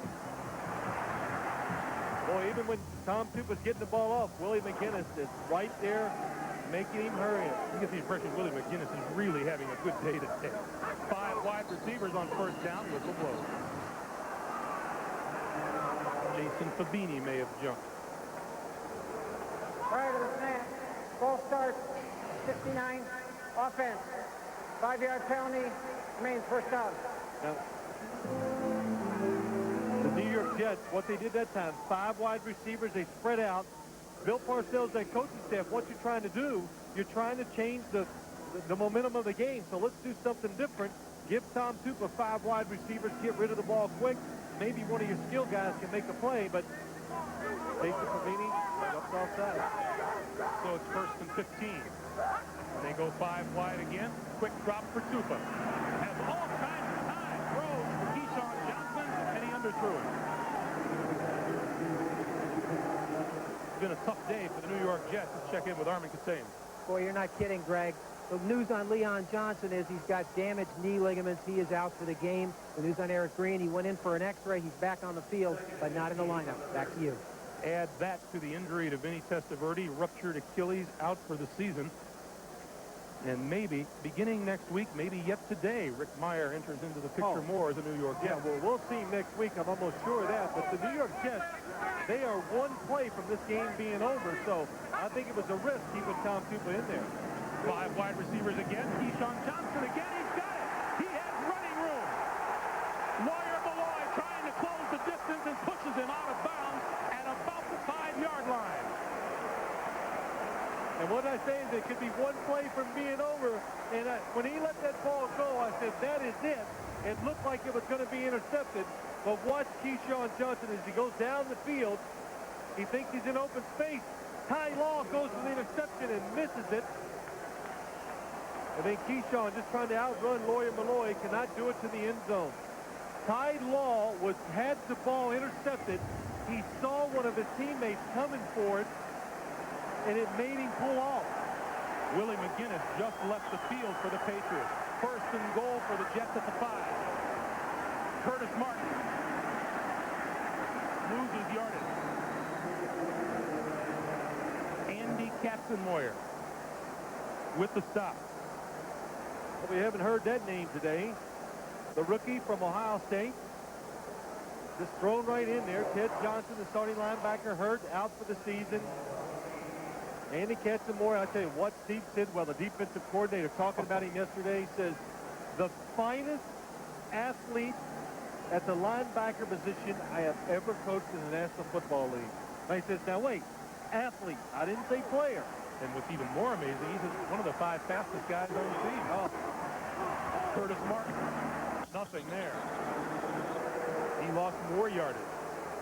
Well, once upon a time, it was first and goal at the 5. But Greg, Ty Law was covering a receiver short. He saw Tom Tupa look down the field. It is what they dream of, these defensive backs. He's going to make the interception.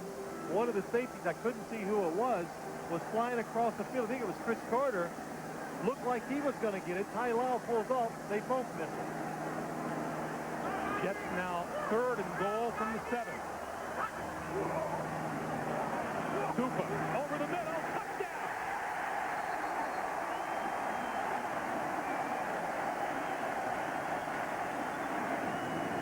Brad Baxter.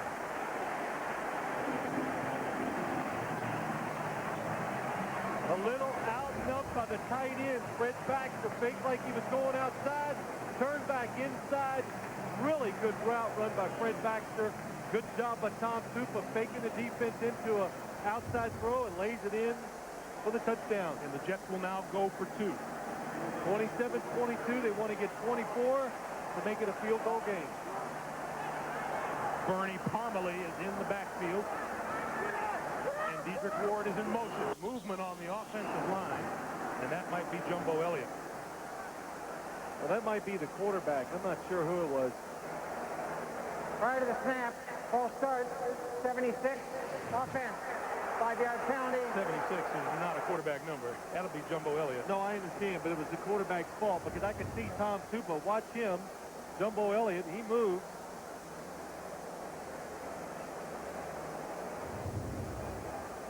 That was just a bad-looking play. You know, for a guy who has not taken a snap all week long, now the Jets have to adjust to a whole new signal calling. And that's right. They've had a few false starts because of it. You can see some of the cohesion is out of there, but overall, taking nothing away. Tom Tupa, terrific outing so far. So now from the 7, Tupa with time throws this side. It is incomplete. He had 2 receivers and 1 defender over here in the corner. They didn't get it done. Ty Law broke it up. Watch the touchdown.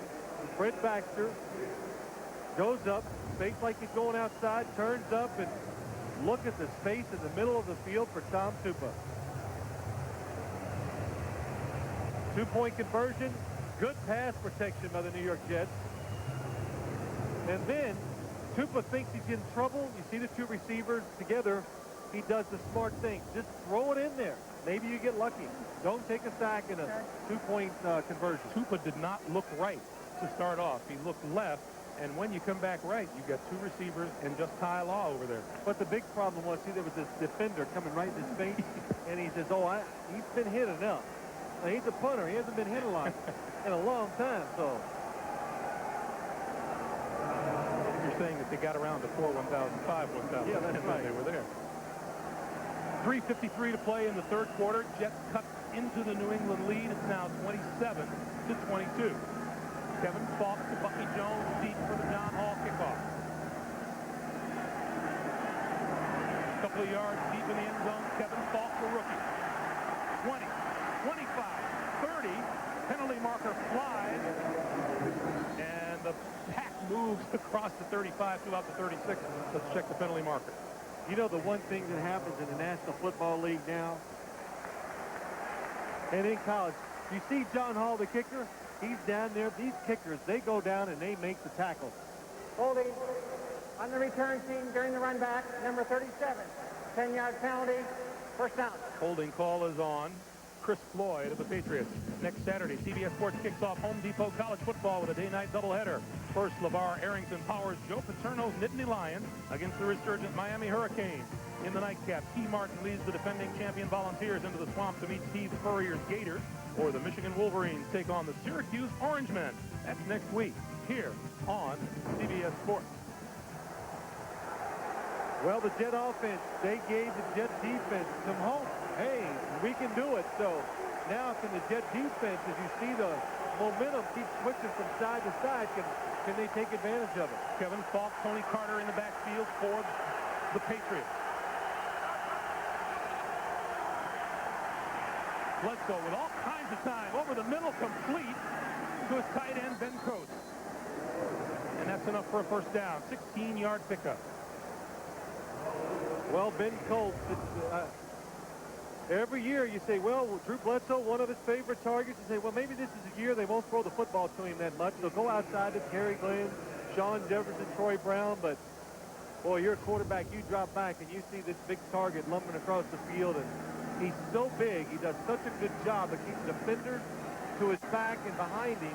It makes it easy for a quarterback. Drew Bledsoe has thrown the ball to a variety of receivers today. Terry Allen back into the backfield now. And he gets the handoff straight ahead. Does that mean, like, a lot of different people? Yes. Is that what something is? These are big words sometimes. You know, you were saying that Terry Allen is actually perfect for this football team, for the New England Patriots. His style of play, the way he gets things done. You know, I think so. I think a lot of times when you're a team that likes to throw the football and you're kind of finesse in that area, you need a big, strong running back who's just going to plug it up in there and get you those tough yards so you can throw on third down and for 7 yards instead of 10. And when you have those fast runners, they want to make those big plays, and they keep the situation tough for you. Meanwhile, not an unusual sight today, a New York Jet down on the turf. That's number 72, Jason Ferguson, the nose tackle.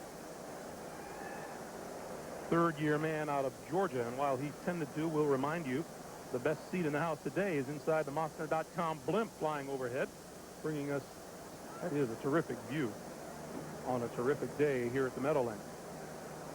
You know, Greg, I played here for 15 years. Never saw a blimp?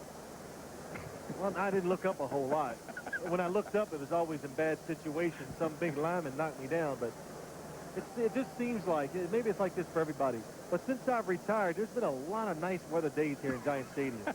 I just don't remember it being this nice. Not even for practice? Oh. Well, Jason Ferguson being helped off, and, you know, Bill Parcells has to wonder, you know, just what did I do wrong this week to deserve this? Vinny Testaverde ruptured his left Achilles tendon, out for the year. Leon Johnson suffered a knee injury. Eric Green with a neck injury is now out for the game. And being helped off the field, Jason Ferguson, the nose tackle. And Jason Wilkes, the rookie out of Nebraska, he of the Brian Cox grasp him in the mask, has replaced him.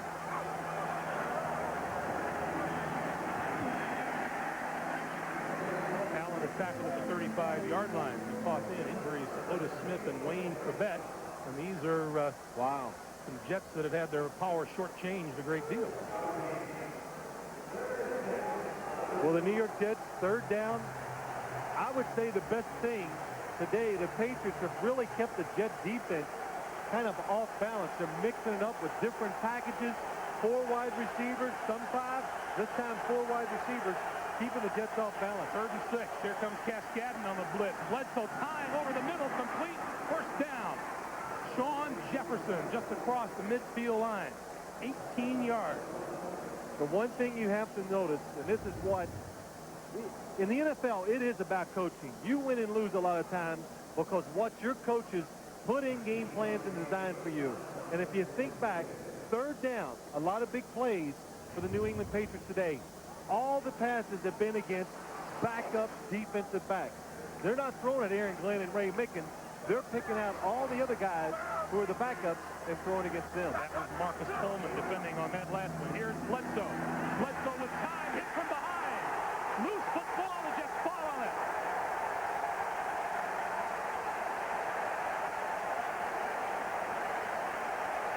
Roman Pfeiffer caused the fumble. Eric Abagu with the recovery.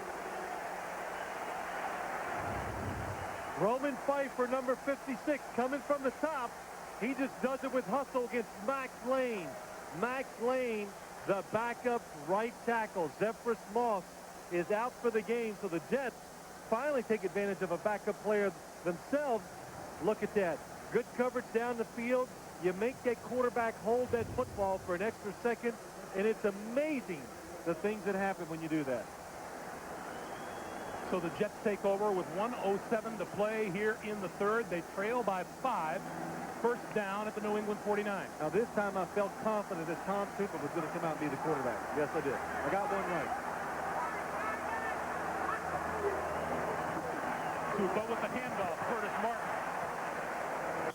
Across the 45. A pickup of about 4 on the play, and there's a penalty marker down.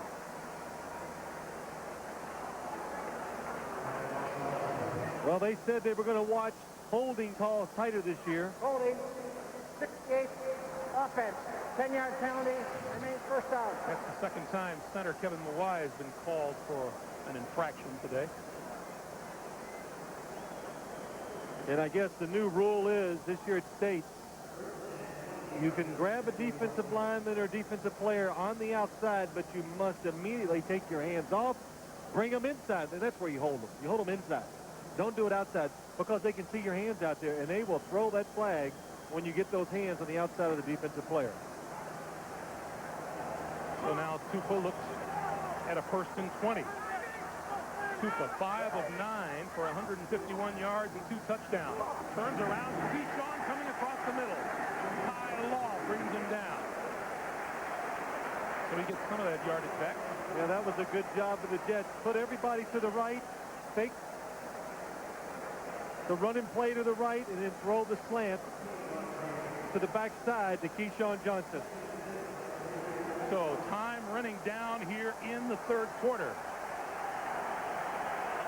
That's the end of the 3rd quarter. with the score. The Patriots 27, the Jets 22.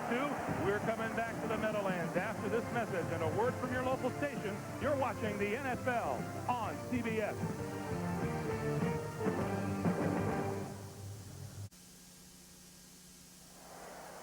Well, there you see Tom Tupa taking his helmet off, and what a terrific job. 2 touchdowns, 6 of 10, and the teammates know off the bench, no snaps, and what a good job of coming in. And now Rick Meyer takes over, goes right to the air, but can't get it away. And I was going to say, Greg, and just giving his team a chance to stay in this game and maybe a chance to win it.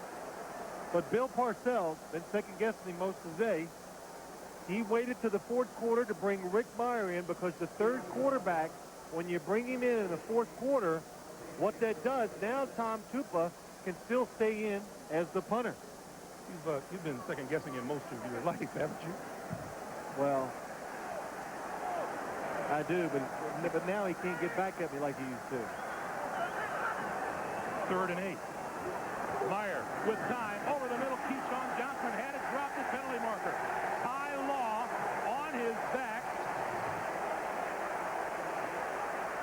and is being called for interference. Well, this is really a lot of fun to watch. Ty Law and Keyshawn Johnson go one-on-one against each other. Pass interference, 24, defense, automatic first down. 2 of the best at their positions in the National Football League. Ty Law gives him a little push. Well, that's what happened. From behind, they must have seen the pull jersey. And Rick Meyer, he knows, hey, this is big. Get that good first down, that first down. Get myself in rhythm and see if we can score. First down from the 35. Blitz on Meyer. And the pass is incomplete and dropped by Curtis Martin. Well, that was the same blitz they used that time that they used against Tom Tupa to force the fumble and the touchdown for the New England Patriots. Look what happens. When you're on the left hash with a right-handed quarterback, you send the corner backside. They do it. Henry Thomas got through there quick, too. The word from the Jets sideline, Jason Ferguson has injured a knee and an ankle and will not return today. But see, Greg, when you're on the left hash, that's the short side of the field. Bring that corner across. Breaking it outside is Richie Anderson. Anderson inside the 20-yard line and up for a first down. 16-yard pickup. That time, the New York Jets, they guessed right. They have an outside running play to the left. Watch the Patriots. You can't quite see it. There he comes. They got Lawyer Malloy trying to time the run, come up in there, disrupt it, but the Jets have it going to the outside. Look at Curtis Martin. What a good block on Lawyer Malloy to spring Richie Anderson. First down from the 19. Anderson across the 15. Make it Curtis Martin. Pick up a 5 on the play. You know, I was going to say, Greg, when the one thing that might come out of this, the New York Jets, you lose Vinny Testaverde, you're very impatient with your running game. Well, losing your starting quarterback, that'll give you some patience running the football. So maybe the offensive line, Curtis Martin, they get a little more physical. They get more reps at running the football, and in turn, you get a lot better at it. Middle of the third quarter, we talked about one play either way determining this game. The Jets got the big play to Keyshawn Johnson. 5 wide receivers. Meyer over the middle, in and out of the hands of number 88, Quinn Early.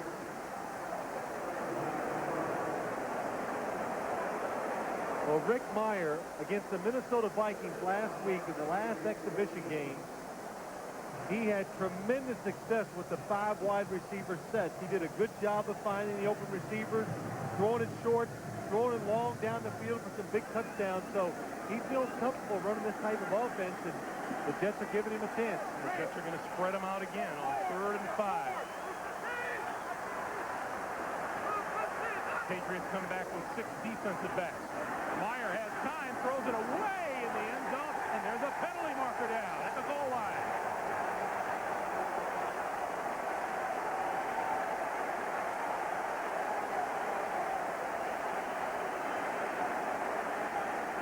Well, I know Rick Meyer dropped back, saw the coverage, and he wanted to go to Keyshawn Johnson, in the back of the end zone. To me, it looked like the New England Patriots had a double team on him. And Pass interference.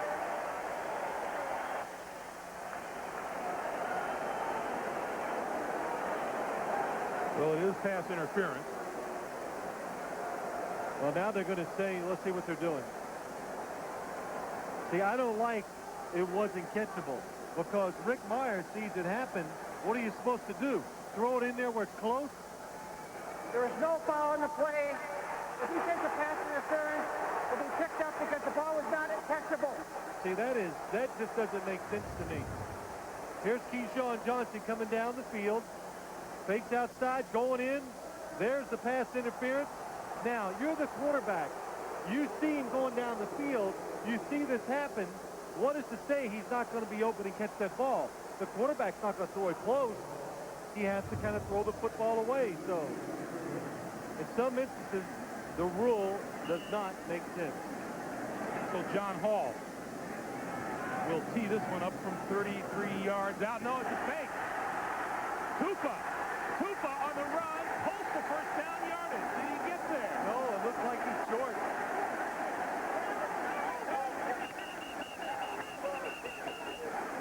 The Patriots are pretty sure he didn't make it. I do not think it looks like it's short on that side, but it is not the official yard marker. Just remember, replay can be used to stop the football. That is the official yard marker on that side.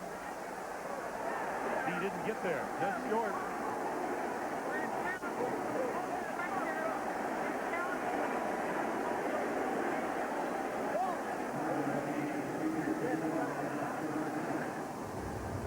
Here we go. Tom Tupa, the option play. Him and John Hall. It looks like he's going to get it. Good tackle by Larry Wiggum. Number 25, Larry Wiggum, comes across and knocks him down. And if you're thinking, well, could Bill Parcells challenge this? He's already used one timeout.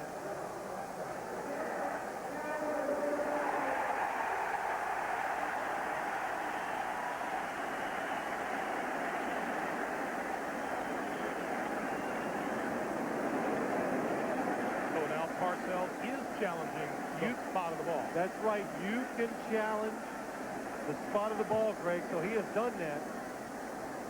Surprise you? He has a lot of time left in this game. 12:46. No, this is a big play. This could be the deciding play of the game. You get the first down here, you could go in, score, take the lead. I would use a challenge in this situation, or take a chance, even if it costs me a timeout. I think Tom Tupa doesn't stretch the football enough. It's close. What we just saw there where he falls looks like it's a little farther up than where it was marked. But I think I saw this happen a couple times in preseason. Here's the replay rule. I saw this happen in preseason, and it's hard to get that extra 5 or 6 inches in the spot of the ball. Take another look and see where the ball is. It's the location of the football. He's down. Boom. Well, that's tough. It looks to me like he is just short of the 9-yard line. Referee Bill Carollo is looking at various views of the play. Will make a decision on whether or not the spot is the correct one or not. Should the Jets not benefit from the replay, they will have lost their second time out here in the second half. 90 seconds once he puts that headset on. Once that first replay comes up, he gets 90 seconds. And it's his decision and nobody else's. And he's made his decision.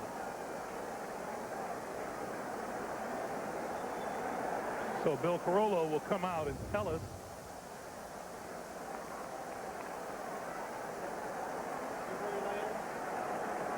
Looks like he's just short. After reviewing the play, the ruling on the field short of the first down stand. First down. So the ball goes over to New England, and the Jets now have one timeout remaining. It was worth the risk.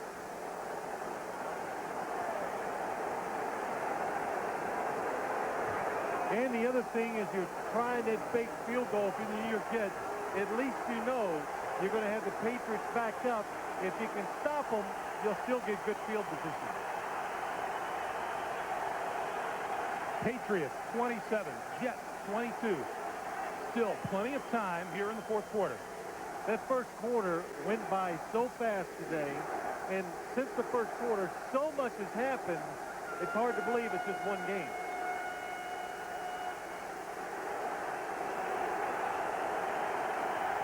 Now, Jets trying to get Cascadden off the field in time. Bledsoe going to throw long down the sideline. It is incomplete. Intended for Shawn Jefferson, number 84. Aaron Glenn, well, not step for step, had him beaten by a step or two.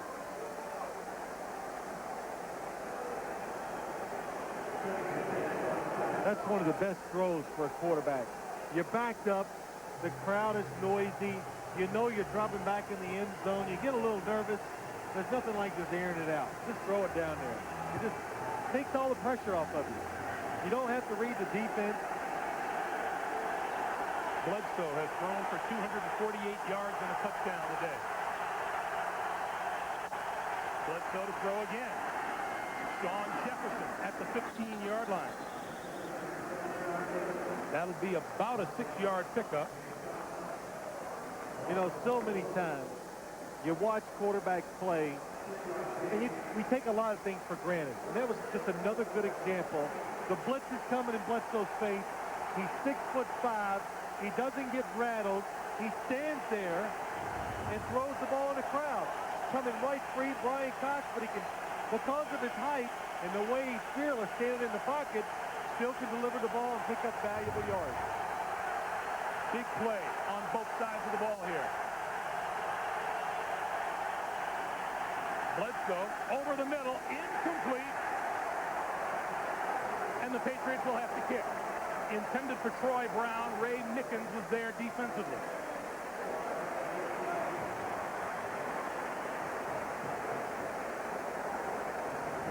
Well, Bill Belichick, the New England Patriots, one of their coaches says on first and second down, his defenses are vanilla, but on third down, it's like Baskin-Robbins. You get about 31 flavors. Dedrick Ward. What a kick by Lee Johnson. 23-yard line. There's a penalty marker down. Ward across the 35 to about the 37. 60-yard punt by Johnson. Whoop. And the Patriots have a man downfield illegally, prematurely. Something like that. It's one of those 5-syllable words, I'm pretty sure. Ineligible player on the kicking team, illegally downfield, be a 5-yard penalty. Or repeat fourth Yeah, I'm down. trying to figure out how many syllables are in that. Maybe the way I say it has 5, you say it was 4. And the Jets will gladly have Johnson re-kick. Always make them re-kick. Drive them back closer to their end zone. Punters get nervous just like everybody else. Want to get rid of the ball a little quicker. And in the first half, Mike Bartram, the snapper, snapped it over Lee Johnson's head and out of the end zone for a Jet safety. Another good reason. You are sharp today. You are in mid-season form. You know, the rest of the season, you know. That's right. It's all downhill. Yeah, that's right. So Ward now takes up his post at about the 45. And another high kick from Johnson. Ward. Midfield. And about the 47-yard line. That's where Rick Meyer and the offense of the New York Jets will go to work when we come back. 11:26 to play in the fourth. Patriots by 5. This is a few minutes ago. Still too soon to determine whether this will determine the outcome of the game, but you didn't like this call, Phil, because the pass was uncatchable, that there is no interference. Yeah, my thinking is, too, and I've seen it done a few times, is that why not call defensive holding there? Because it's also holding 10 yards down the field. Jets come out with 5 wide receivers right off the bat. Quick drop. Meyer over the field has his man, and that's complete in the first down. Dedrick Ward in the Wayne Corbett roll to a T. Well, that's the one thing the Jets today, they're 5 wide receivers. They've done a good job with it. And Wayne Corbett, who is usually catching those short passes over the middle, Dedrick Ward, Keyshawn Johnson, all doing a good job going over the middle. We have a timeout on the field. Take a look at Dedrick Ward. We're going to measure for a first down. You know, just talking about that penalty or the flag they picked up. Hey, I've been second-guessing coaches all day. I might as well second-guess the officials, too. I'm just waiting on you. As I recall, you didn't much like my shirt. Jets get a first down. You know, one of the things Steve Sidwell, the Patriots defensive coordinator, told us, he wanted to eliminate the Jets' big plays. He wanted to make sure that they did well on their draws and their screens. And he also wanted to be sure his defense adjusts to the Wayne Corbett to Dedrick Ward change. And they've done a good job adjusting to formations today, this New England defense. Only one time did they really get caught where they didn't have somebody to take advantage of it. That was Rick Meyer's first completion. He's going for his second one now. Ward down the side. This is intercepted. Steve Israel picked it off.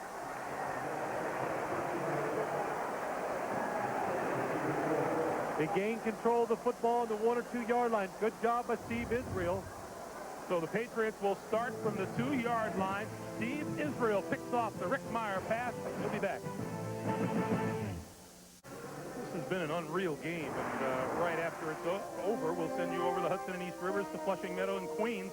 Men's final of the toughest test in tennis, the U.S. Open. Number 2 seed Andre Agassi, number 7 seed Todd Martin will decide the championship. That's next here on CBS.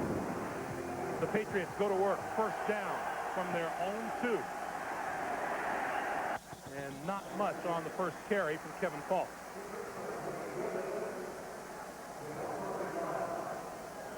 Well, Pete Carroll was right yesterday when he talked about this team. We're about our skilled players. Defensive backs, got a lot of good ones. Good cover people. Wide receivers. Tight end, Ben Coates. But the one thing, I think we're seeing what they're going to be like all year long. They are not going to be a dynamic running the football. That is one thing we know for sure. Bledsoe on second down. This side, complete and out of bounds. Terry Glenn, 17 yards and a Patriots first down. And things have a way of evening out. When you can't run it, sometimes there's a reason why, because it's hard to be patient and think about running the football when you have Drew Bledsoe throwing it, Terry Glenn and all the other receivers catching it. You talk about a key to New England's season. Terry Glenn has missed 13 games the last 2 years. They'd like to see him all year long. They'd like to see Willie McGinnis all year long.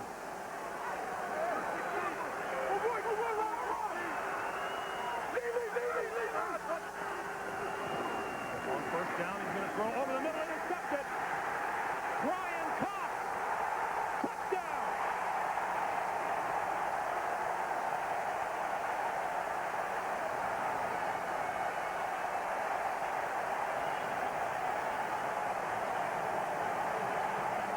Greg, I said to you, how many times today have we talked about making a quarterback, putting him under pressure? Drew Bledsoe, under pressure, get rid of it. You're not sure what you see. You throw before you're ready. You don't see Brian Cox. And Brian Cox, he says, by far, I am the slowest linebacker on this team, but he's fast enough to score the touchdown. 27 yards, and the Jets grab the lead. They will go for 2.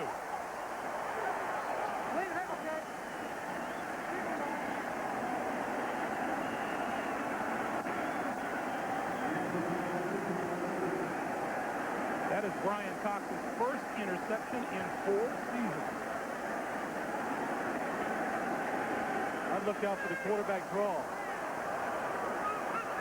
On 5 wide receivers, Meyer throws, and his man has bounced off of Eric Green.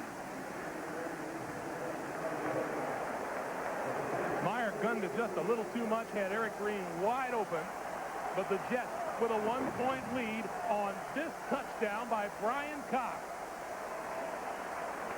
Number 51 goes 27, and the Jets lead by 1.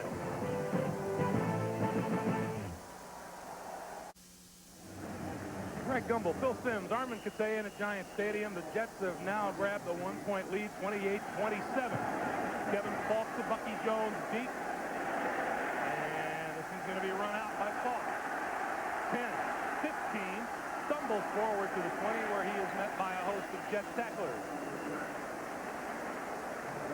You know, we'll settle for more of the same next week. Next Sunday, the NFL on CBS doubleheader action in the early game. The Raiders battle Randy Moss and the Vikings. Mark Brunell and the Jaguars visit the Panthers in the late game. Most of you will see Terrell Davis and the Super Bowl champion Broncos face arch rival Kansas City at Arrowhead Stadium. Check your local listings, beginning with Jim Nance, Randy Cross, Craig James, and Jerry Glanville on the NFL Today. Bill and I looking forward to traveling to Kansas City next weekend. Yeah, you're right, Greg. I think I'd take a game like this to Kansas City next week. You betcha. Been something, ups and downs, and it's not nearly over. 9:22 to play. One Here in more. the fourth. Terry Allen in the backfield. Bledsoe going to crank it up again. This side has a man open. Ben Coates at the 40 to about the 43-yard line. 22-yard pickup. I think we've seen that pattern and that completion from Bledsoe 5 or 6 times today. Well, it kind of shows you, too. He has a real short memory. He threw an interception for a touchdown. He comes right back out, play action, and just throws a perfectly lofted pass over the defense to Ben Coates for another big game. Yeah, Bledsoe 17 of 26 today. Allen to the left side and isn't going to get anything. See, New England, to me, when they just line up and they act like they're going to run the football, they just can do nothing when they put the two backs in the backfield. And Brian Cox, hey, he's still hyped up over that interception. Sees the gap. Oh, man, good job of just reading where to go, where the ball carrier is going to end up, and makes the tackle behind the line of scrimmage. He has not always been a model citizen in the NFL. He had 2 horrible years in Chicago, but he is as happy as a football player can be here with the Jets. Play clock is winding down, and Bledsoe has to call timeout. First timeout burned here in the second half by the Patriots. 8:02 to play in regulation. We are so glad you're with us for this game because it would be really tough to tell you about it. 8:02 to play in the fourth. Jets with a 1-point lead. Bledsoe from the shotgun. Near side, complete. Terry Glenn. Pickup of about 7 on the play. Greg, we got to say something. That time the Jets came inside, tried to do a blitz, trying to take advantage. Bill Belichick, now he came playing, trying to take advantage of a rookie. Damian Woody, first-round draft pick for the New England Patriots, the center, and he has done a terrific job holding up inside today. Drew Bledsoe, 8th 300-yard game against AFC East opponents, his first against the Jets. Under the gun, and he goes down. Jason Wilkes. Playing because of the injury to Jason Ferguson. Jason Wilkes, number 91, again, just a good job. Look at him pushing the pile. Todd Rucci just overpowering him back in front of Drew Bledsoe, and Bledsoe cannot get rid of the football. Wilkes, a 6'4", 300-pound rookie taken in the 4th round out of Nebraska. Oh, what a high punt by Johnson. Dedrick Ward from the 15, trying to find running room and doesn't find much of it. Gets back to about the 20-yard line. Let's go back to Jason Wilkes, who he's been prominent in this game.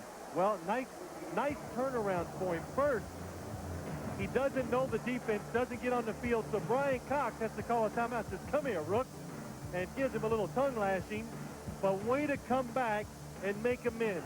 Look what happens on the interception. He pressures Bledsoe into throwing the ball early. Brian Cox makes the interception, scores a touchdown, and then came through and made the cycle. I just want to know if Brian Cox, does he know that he goes thanking for that first touchdown that he scored of his career. Maybe not publicly. Yeah. He will when they see the film. Rick Meyer. Screen to Curtis Martin. And Martin nowhere to go. Right there to make the stop on him is Chris Slade, number 53. Pickup of a yard on the play. Well, Greg, you said one of the key things New England wanted to do, stop the draw and screen game of the New York Jets, and they have done that, I think, so far today. Curtis Martin had the longest one of all. I think he got about 10 yards on one screen, and Steve Sidwell, I think what is happening, he's getting used to playing against this Jet offense. You know, when they come in last year, and the first couple times you see it, it's very confusing. But you get used to seeing it, and you make better adjustments. Jets go to 5 wide receivers. Meyer, quick pass to the outside, complete to Dedrick Ward, and he is just shy of first, though he may have the first down. You see the CBS first down line.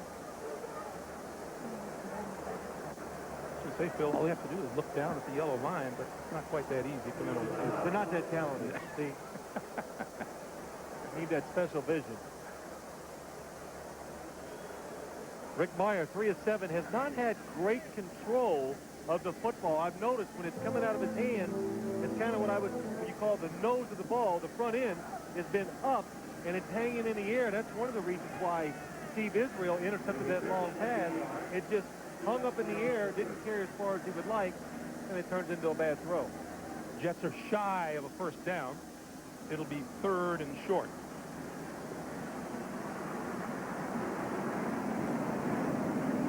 Third and that much. Well, we didn't expect to see Eric Green return with a neck injury, but he is back. It has been a tough day injury-wise. And Green lines up at fullback. Well, that's what I call a lead blocker. Instead, they go the other way. First down, Curtis Martin. Greg, I was telling everybody about this play early in the game. Eric Green is a devastating blocker, but it's so hard. Watch. He's going to go to the left side, and Curtis Martin is going to go to the right. A little counter play, and why everybody's doing this? Because defenses have gotten so good at stopping the run. When you put 2 backs in that backfield, they're going to gang up on you. It's just too hard to get positive yards. Jets with a first down at their own 34. Straight ahead, keeping the ball on the ground. Henry Thomas makes the stop on Curtis Martin. Henry Thomas did not play a single down in the preseason. He had a right bicep injury, missed all of preseason. He said, they asked him if he was going to be ready. He said, the regular season is here. I'm ready. That's right, and he has really done a good job today staying inside, stuffing the runs, has put the pressure on the quarterback. I asked Pete Carroll, I said, how many plays will he play? I thought he was going to say 15 or 20. He goes, hopefully all of them. So he says he's in shape, he can do it, and he's done a good job today by Henry Thomas. 2nd and 9. Meyer with time, throws, complete. Oh, what a grab up near the 45-yard line by Keyshawn Johnson. I think Rick Meyer has control of that football. Yes, better. Moved in the pocket, bought himself a little time, but that's not what gets me. Keyshawn Johnson, number 19. I don't care how you feel about him, because he'll say a few words. He's not afraid to talk, but this guy can catch the ball in coverage probably better than anybody in the National Football League. Just fearless when it comes to catching the ball over the middle. Enjoying a career day. 8 catches, 195 yards, and a touchdown. Well, he said in the paper here in New York this week, I'm going to change this position at wide receiver. Oh, does Rick Meyer have time? He throws it away. Look at that. Some of the offensive linemen, Jumbo Elliott, all of them pointing downfield. They saw Richie Anderson sneak behind the defense, but Jumbo, man, when you're the quarterback back there, you see a lot of things. We are at 3:38 to play here in the 4th quarter. Well, what the Jets have done already against New England's defense, getting those first downs, got them out. Now they're close to midfield. Even if you punt, you're going to make New England have to go quite a long way for a score. Meyer over the middle, popped up into the air and intercepted. Chris Slade picks off the ball, and the Patriots have the football in Jet territory. Ty Law has been on this all day long. He's been so close, but just never could make the play. Look to the left of your screen. Again, when in doubt, throw that in, cut to Keyshawn Johnson. Ty Law, what timing. Goes in front, sticks that right hand up. Look at this. Had a hand around Keyshawn Johnson's waist. And Rick Meyer, he sees it go up in the air and intercepted it. It's upsetting to him. And fourth Jet turnover of the afternoon, 3.5 minutes to play, and the Patriots with a shot. Bledsoe to the near side, complete, and it is inside the 40-yard line. What a reception by Terry Glenn. I don't know what to say. Really, really good coverage. A really good catch and a spectacular throw. I think they covered it. But look at this tight coverage by Ray Mickens going to knock it down. Yep, you're right, Drew. First down at the Jet 37.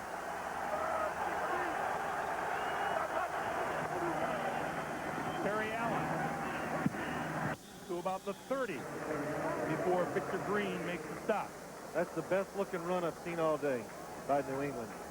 Actually had a nice little hole to go up into. Terry Allen made the cut and just ran low and hard for some positive yards. Clock continues to move. We come up on 3 minutes to play. You know, in Greg, regulation. I'm sorry, just to tell you, Ty Law, he had his left hand on Keyshawn Johnson. That is not pass interference. You can put your hand on him. The only time they throw that flag is you turn them. That's right. So Terry Allen. Pick up a 3 on the play. Get in field goal range. Well, they already are. And field goal position in the middle of the field. Adam Vinatieri. 2 out of 2. I'd like that to be on the sideline kicking in the net. I always think about things like that when I was playing. I'm glad I'm not a kicker. It seems like a lot of pressure to me. It really does. I'm wondering, what are you doing standing on the sideline looking at the guy kicking the ball into the net? Just, you know, you think these things during the game sometimes. Play clock down to 5, 3, 2, 1. He didn't get it off.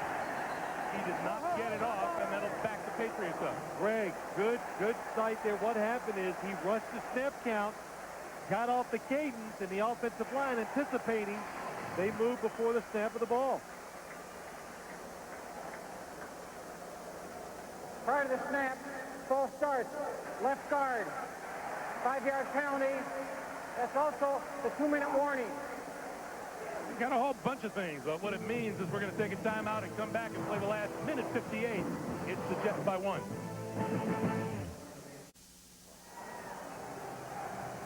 Greg Gumbel, Phil Simms, Armin Kasayan back at Giant Stadium. Drew Bledsoe and the Patriots trail by 1. They face a 3rd down, and Drew has done really well on 3rd down today. There they have. Drew's done well. We said earlier the coaches have done well. They designed plays to go against the backup defensive backs of the Jets, and they've taken advantage of that. They need to reach the Jet 27-yard line. Look at the Jet defense walking around. Bledsoe throws this side, complete. Troy Brown dances out of bounds. He had the New England first down. Boy, what a good job. Troy Brown, Drew Bledsoe, offensive line of the New England Patriots. The Jets had everybody standing up, walking around.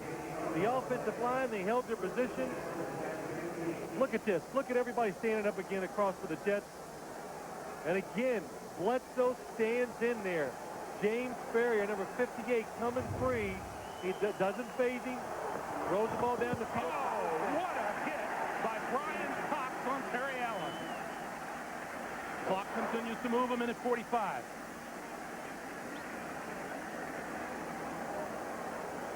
Well, I guess I can believe Bill Parcells now when he says Brian Cox, number 51, is the most devastating hitter we have in our team. And that was a good example of it. Coming up on a minute 20 to play. 10 seconds on the play clock. 2nd and 12 for the Patriots, who trail by 1. Throws it inside. Terry Glenn complete and out of bounds at about the 10-yard line. Well, the good about that is you gain some positive yards. The bad is Terry Glenn went out of bounds. Because that gives the Jets, now they still have 1 timeout in case New England runs it, but it also gives them extra time if they need to score if New England kicks a field goal. You look at Bledsoe's day. New England with 2 timeouts, the Jets with 1. Allen across the 5 to about the 3. And that looks to be enough for a first down. Steve Atwater with the hit. Boy, big hit by Steve Atwater, but the big thing is the offensive line. Damian Woody inside. Good job providing the extra little hole for Terry Allen to just smash it up in there. And New England needed some good runs late in the game, and they got them. And it's Terry Allen providing them rather than the rookie Kevin Falk at this stage of the game. Clock moving, 30 seconds to play. 1st and goal for the Patriots. Allen is wrapped up as he crosses the 5 by guess who? Brian Cox. And the Jets use their last timeout.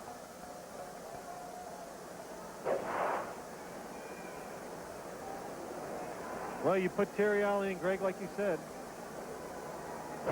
Put the veteran in there because he knows the most important thing is holding on to the football.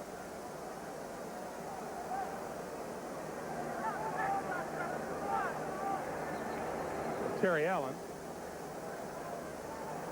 in his 10th season out of Clemson. And Pete Carroll telling us he and the rookie Kevin Falk have bonded really well. Well, it's helped Kevin Falk. Terry Allen has. We heard Kevin Falk, rookie, being away from home. Needed some companionship, and Terry Allen's provided it for him.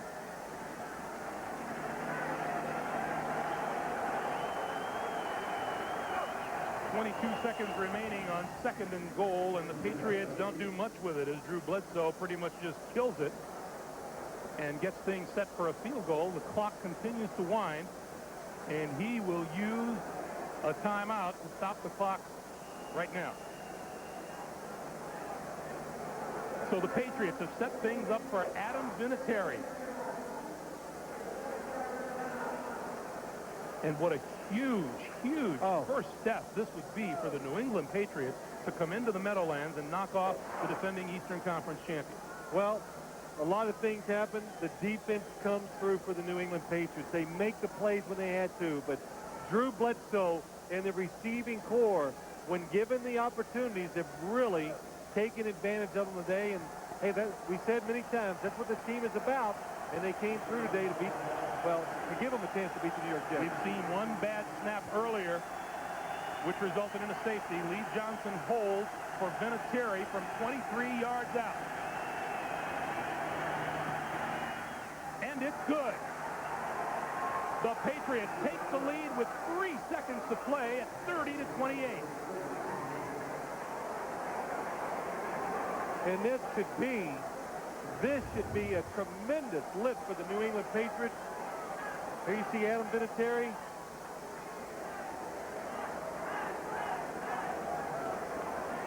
This time, Mike Bartram's snap was perfect.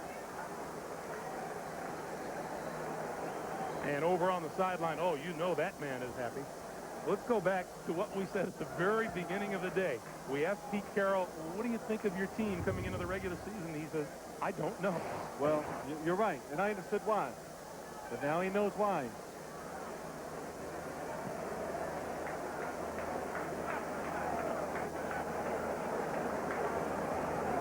Last season, Bill Parcells and the Jets started the year 0-2. And unless something drastic happens in the last 3 seconds here, they will start 0-1. Adam Vinatieri's 23-yard field goal has given the Patriots a 30-28 lead over the New York Jets, who've been hit hard by injuries today. Greg, what I was going to say is New England winning this game, what a lift. The schedule falls in their favor for a few weeks. That's where they think you really got a chance to win some games. But they come down here, upset the New York Jets. A lot of people who are predicting they'll go to the Super Bowl. This can really do a lot for your football team. Jets lost Vinny Testaverde in the first half to a ruptured Achilles tendon. He is out for the season.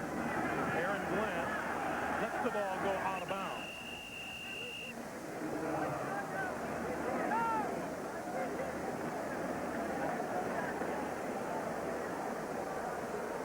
Well, you get the ball. Kick off out of bounds on the kicking team. By rule, the receiving team would take the ball at the 40-yard line. So the Jets and Rick Meyer will get to try one Hail Mary to pull out a miracle.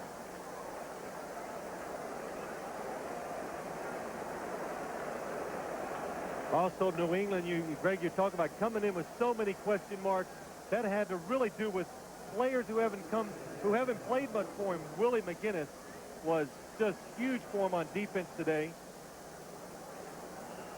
Probably the biggest difference in why New England's going to win. Keyshawn Johnson, Dedrick Ward, Quinn Early, all at the top of your screen. Meyer looking for room to throw. Now he's going to launch it. Players down there inside the 5, and it's batted down, and the Patriots have won it. The New England Patriots have come into the Meadowlands and knocked off the Jets 30-28.